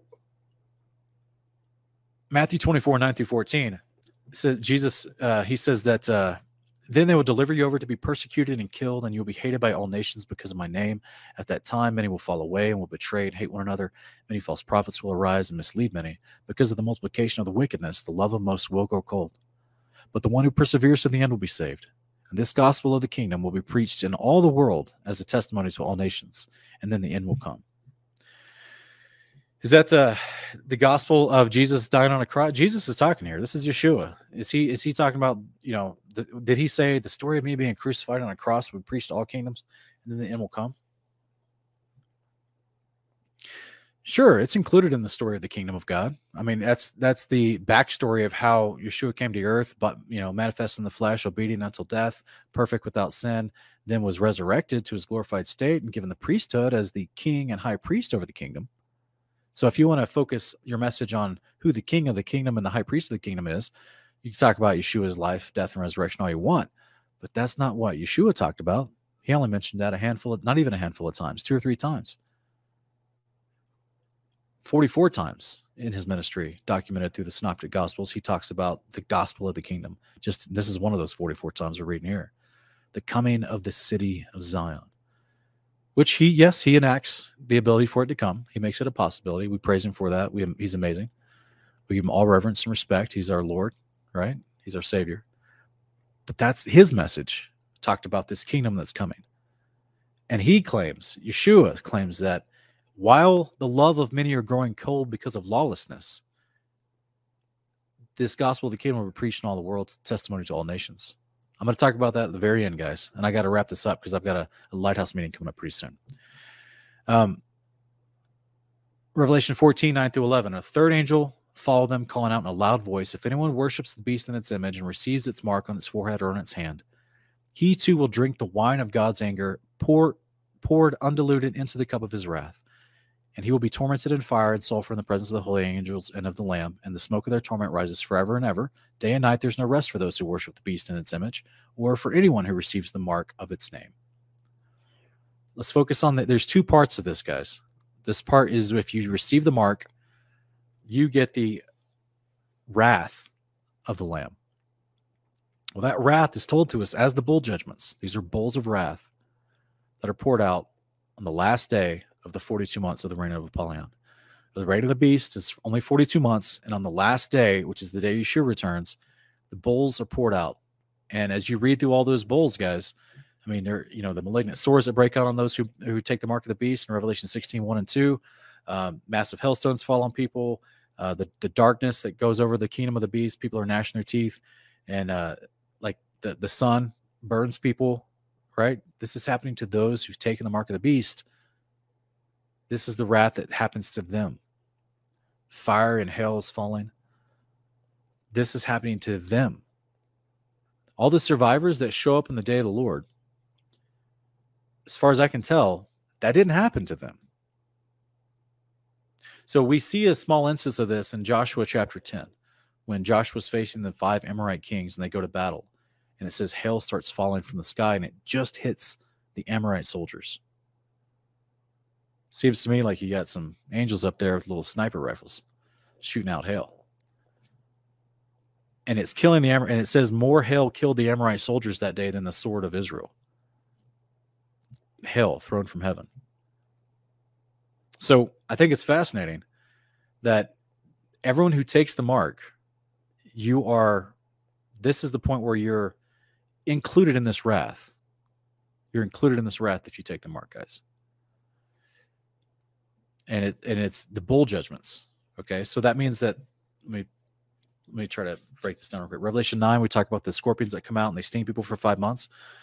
I personally believe that sting and that scorpion, that it's the sting of a scorpion is the pain that they're feeling, and it happens for 5 months. That's them getting the mark and the implementation of it into their body, because and we're going to talk about these little videos I'm going to show you real quick. It's a process of technology that's being developed that can actually, through nanobots and through other technology, can actually do mind control. It can take over your body. So that's how you're obedient to the beast.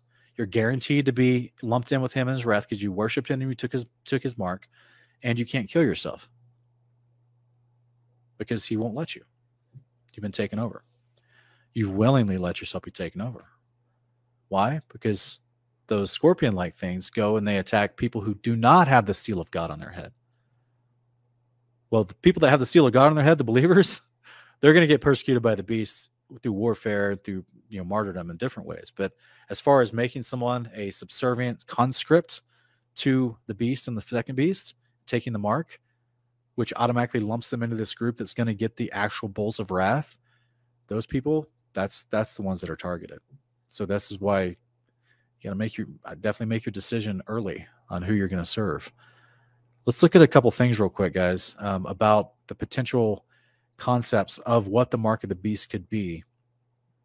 And let me put this on screen, or let me play this quick little video for you guys.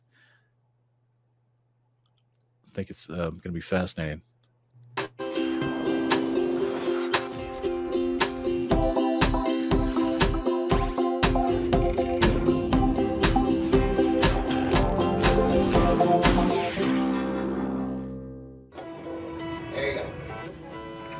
From MRIs to EKGs, sonograms to scanners, medical technology allows doctors to monitor vital information about the inner workings of the human body.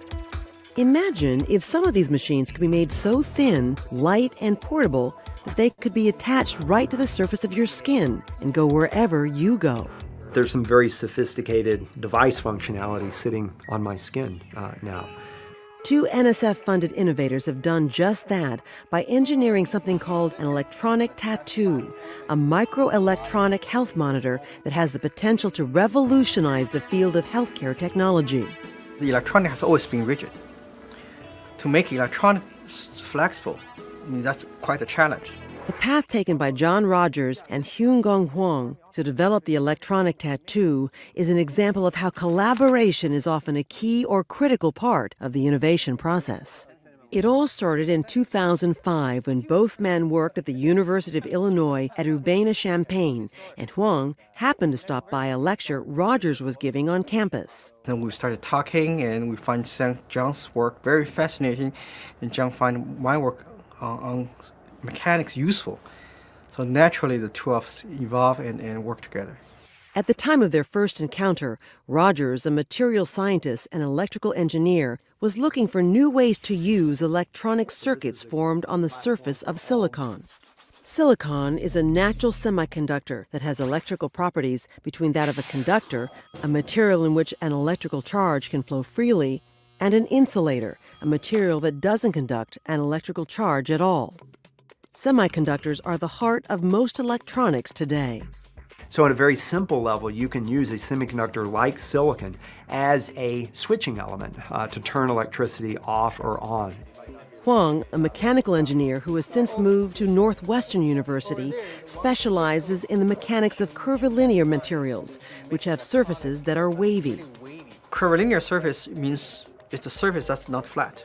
That's not, for example, my hat. The surface is curvilinear. By combining their fields of expertise to hatch the initial idea of the tattoo, they set out to manufacture a prototype, something that has taken about 7 years and multiple breakthroughs to produce. But one of the key things is to make electronics as flexible as possible that can follow the scheme morphology. The first breakthrough happened when they figured out how to slice off the surface layer of a silicon wafer. This new technique resulted in silicon that could bend, just like this single sheet of paper. Next, they discovered how to make silicon elastic, allowing it to be either flat or wavy in shape. Suddenly you have a form of silicon that can bend, it can stretch, it can deform, it can coat and conform to curvilinear shapes, very much like biological tissues. Even though it is called a tattoo, there is no need to pierce or puncture the skin. Instead, the device sticks on. So what we can do then is we can take this device, laminate it on the skin, almost like a children's temporary transfer tattoo. To figure out how to engineer this, Rogers and Huang looked to nature, noting how easily lizards stick to walls. Like gecko and others, they can easily attach to a wall and easily let go. So for us, we want to borrow some of that idea and to make the electronic not using glue to have strong adhesion with the skin. Once attached, it can wirelessly detect electrical signals from inside the body, such as those given off by cells within the heart that cause it to contract and pump blood through its 4 chambers. This particular device is powered inductively. So there's a coil here. I can bring a wireless power supply in proximity to this device and deliver power to it through the air. Rogers and Huang filed at least 10 different patent applications with the U.S. Patent and Trademark Office to protect their invention before commercializing it. Patents allow inventors to acquire what are known as intellectual property rights to their inventions for limited periods of time. The intellectual property is absolutely crucial. If that's not done carefully and thoughtfully, and if you don't really have distinctively new ideas that are well separated from things that people have tried in the past, it won't be viable. You won't be able to commercialize it. A startup company called MC10 has licensed the multiple patents and patent applications and is developing a new generation of flexible healthcare devices. While doing mechanics work, I never thought that I would have so much interaction with electrical engineers or material scientists. But now it's really at the interface we create new devices that never existed before. Innovation brought to life by a unique and long-lasting collaboration that has the potential to stretch the limits of modern healthcare technology.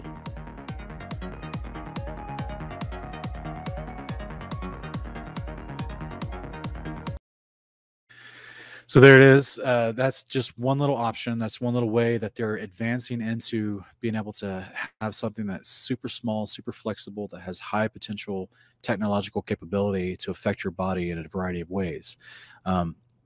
We've got more examples though, guys. It's just saying that, oh, they put this flexible microchip on me. I don't think that's actually. I don't even think that's actually the mark either. I mean, because what we're talking about is the mark is associated to your behavior. That's why we've been talking about social credit system. That's why I've been talking about them bringing back open idolatrous worship to the first beast, which is this Apollyon character. This is why I say it's about worshiping that, and that's why when I was breaking down the social credit scoring system, that it is anti-Torah, right? It's the opposite of the commandments that they'll be enforcing. Just, you know, it's like a ramped up version of Judaism, guys. It's like a ramped up version of what we see in the first century with Yeshua, having these people that are coming around that are saying, well, you're not doing our rules, right? Yeshua's addressing the Pharisees, and the Pharisees were like, we represent God and the commandments. And then they're like, all these traditions they bring in while they ignore the commandments. And then they're the ones that come by to try to enforce those traditions on you. This is a more sophisticated version, pointing allegiance to the beast. So this is an idea of your behavior is intimately tied to the idea of being able to buy, sell, and trade. This is the ultimate lockdown, the ultimate enforcement of oppression. So real quick though, let's look at 2 other quick little videos about the potential mark of the beast because we're not talking about, when I keep saying the mark of the beast, guys, I'm in these videos I'm showing you, I'm talking about the potential applications of what it could actually be that goes in your hand or your forehead. We already understand its theological implications and its societal implications connected to worshiping the beast. Okay. So now I'm talking about the actual practical thing of why does it mention something in your forehead or your hand? I know a lot of people like to say, oh, it's because the commandments are supposed to be as if it were, you know, something on your hand as a reminder or your forehead as a reminder. But this thing literally, if you don't put this and take this mark on those areas, then you can't buy, sell, or trade. So we know it's a physical thing, right? And it is directly connected to your behavior, but it is a physical thing. And so let's look at a couple of other options here about some crazy concepts about futuristic tattoos.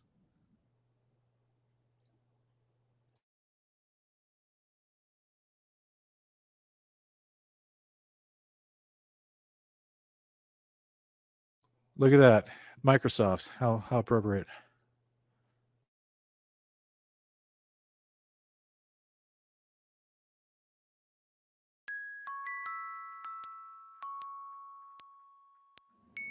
I think there is no fashion statement greater than being able to change how your skin looks.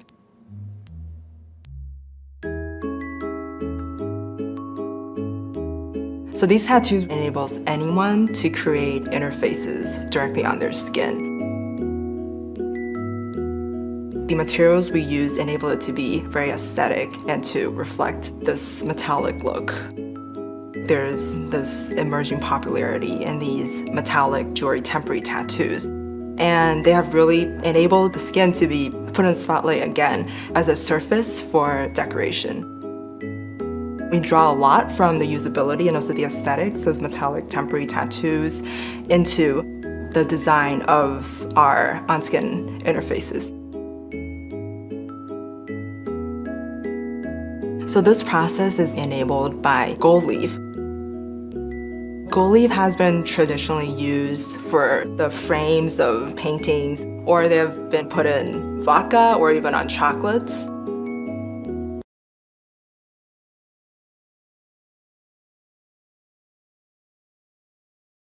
When she's talking about gold leaf and how it's implemented into this type of tattoo that has technology in it, I'm just laughing thinking about Austin Powers Part 3, where he's that like Swedish version of the bad guy who's like, I like gold. Yeah, it's hilarious, guys. So think about how many times we've seen the ancient world covered in tattoos and how much it was gold or silver, that they were covered in these what looked like bracelets or amulets around their arms. Were they bracelets or amulets around their arms, or were they tattoos? So we are able to create 3 classes of devices. The first class is input devices to turn your skin into a trackpad or a controller to adjust your music player. The second class is output displays. For example, a rose on your skin that would change color based on your body temperature, or a fire that would light up to show your emotion.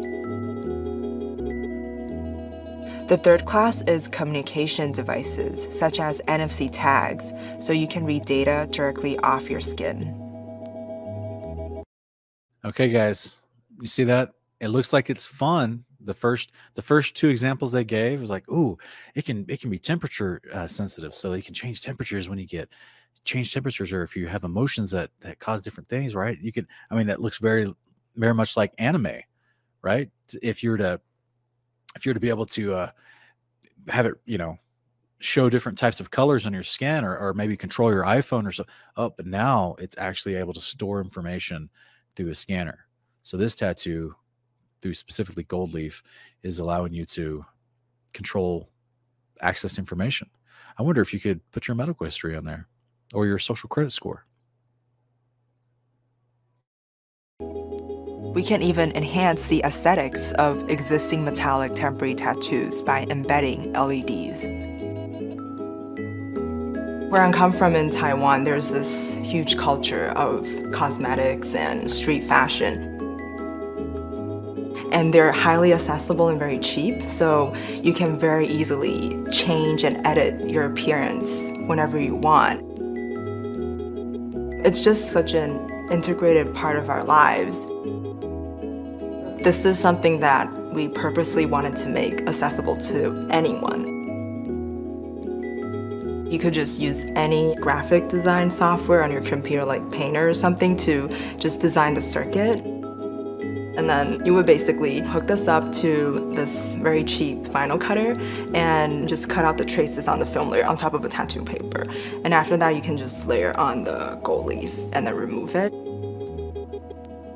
After this, you apply the tattoo onto your skin as you would these temporary tattoos.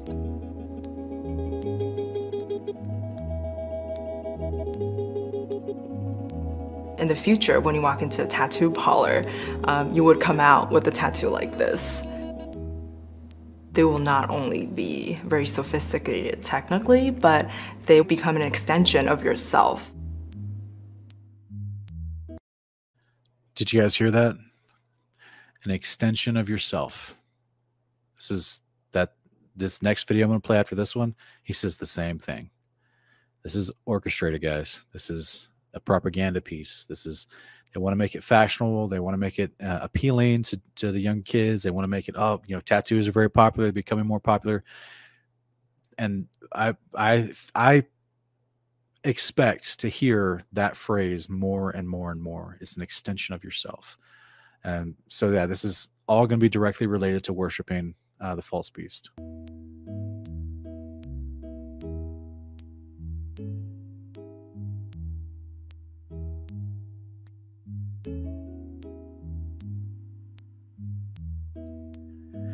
And as you see, it can control your device, right? It's crazy.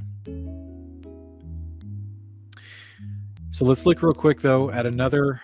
Let's look at another quick video. This is from many of you guys are familiar with TED Talks. So this is one of the TED Talk given by someone that is talking about the futuristic tattoos that react to the world around you. And we're going to actually skip forward a little bit in this.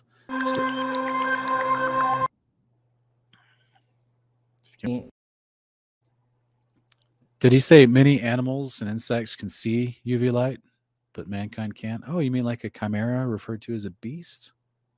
Described with an insect tail? Huh. Interesting. Yeah. Transhumanism, guys, it's a real thing. Okay, guys, here it comes. Listen now. Though he gave the socially conscious example, right, of how we can protect against skin cancer, which all that was based off misinformation anyway. But he gave the socially conscious bait for people to say, "Oh, this is really interesting technology that could help us." Now, listen, here's where it comes in, guys.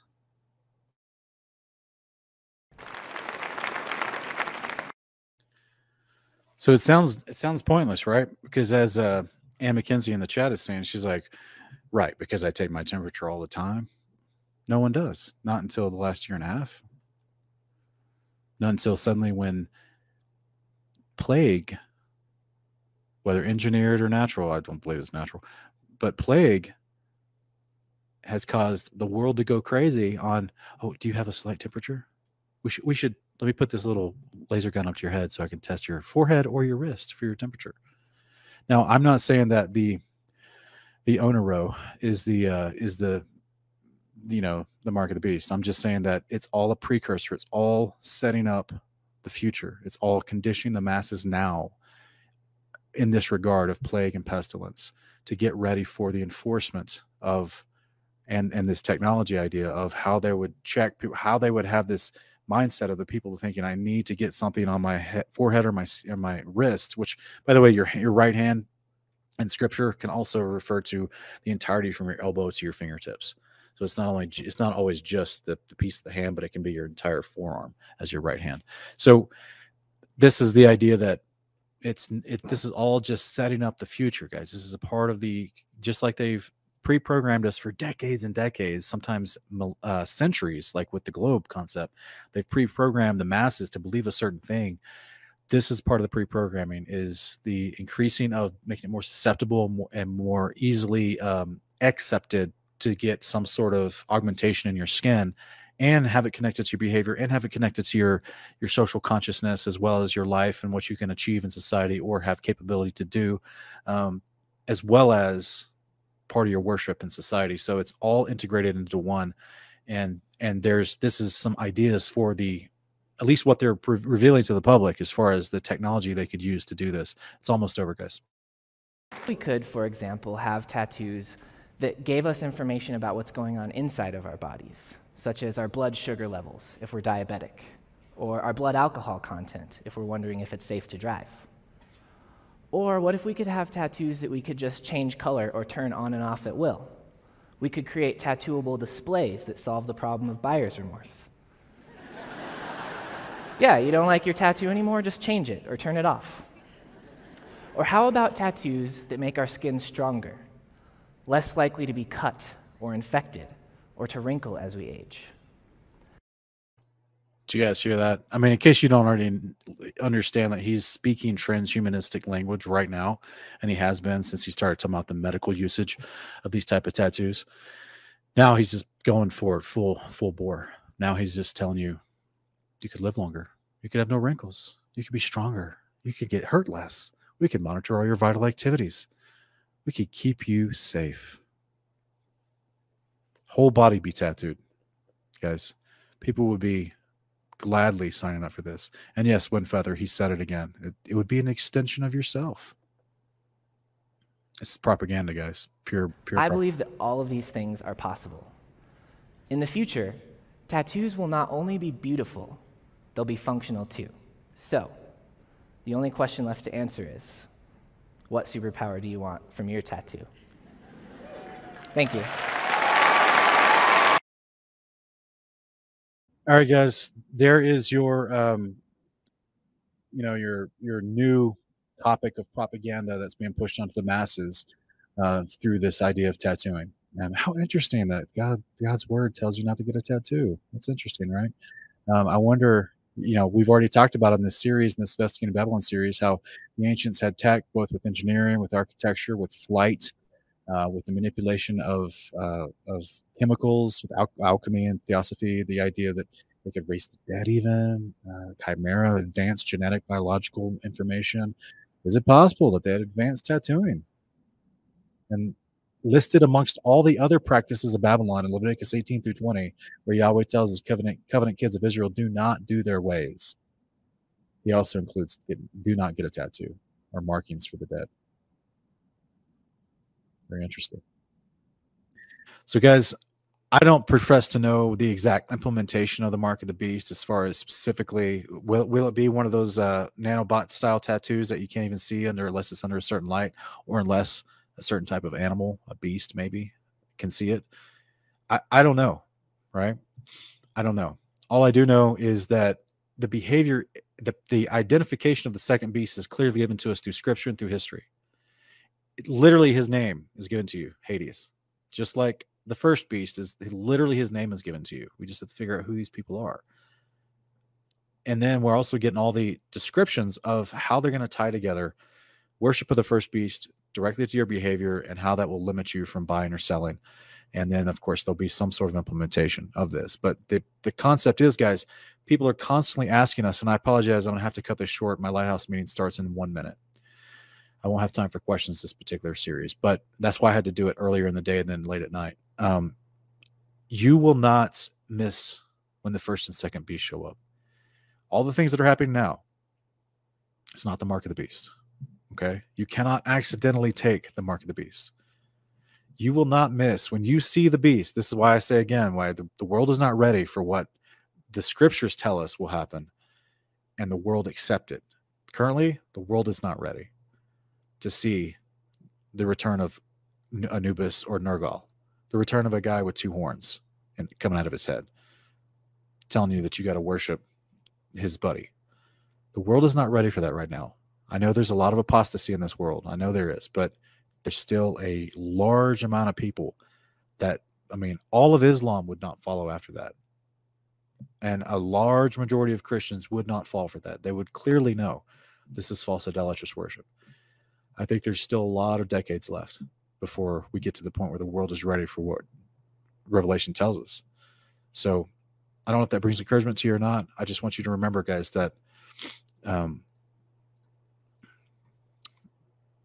the second beast is this guy named Hades. He is this guy that's also referred to as Nergal.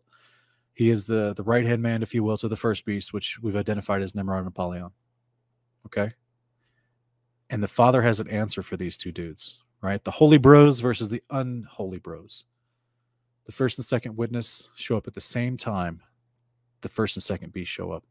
The Father's got an answer.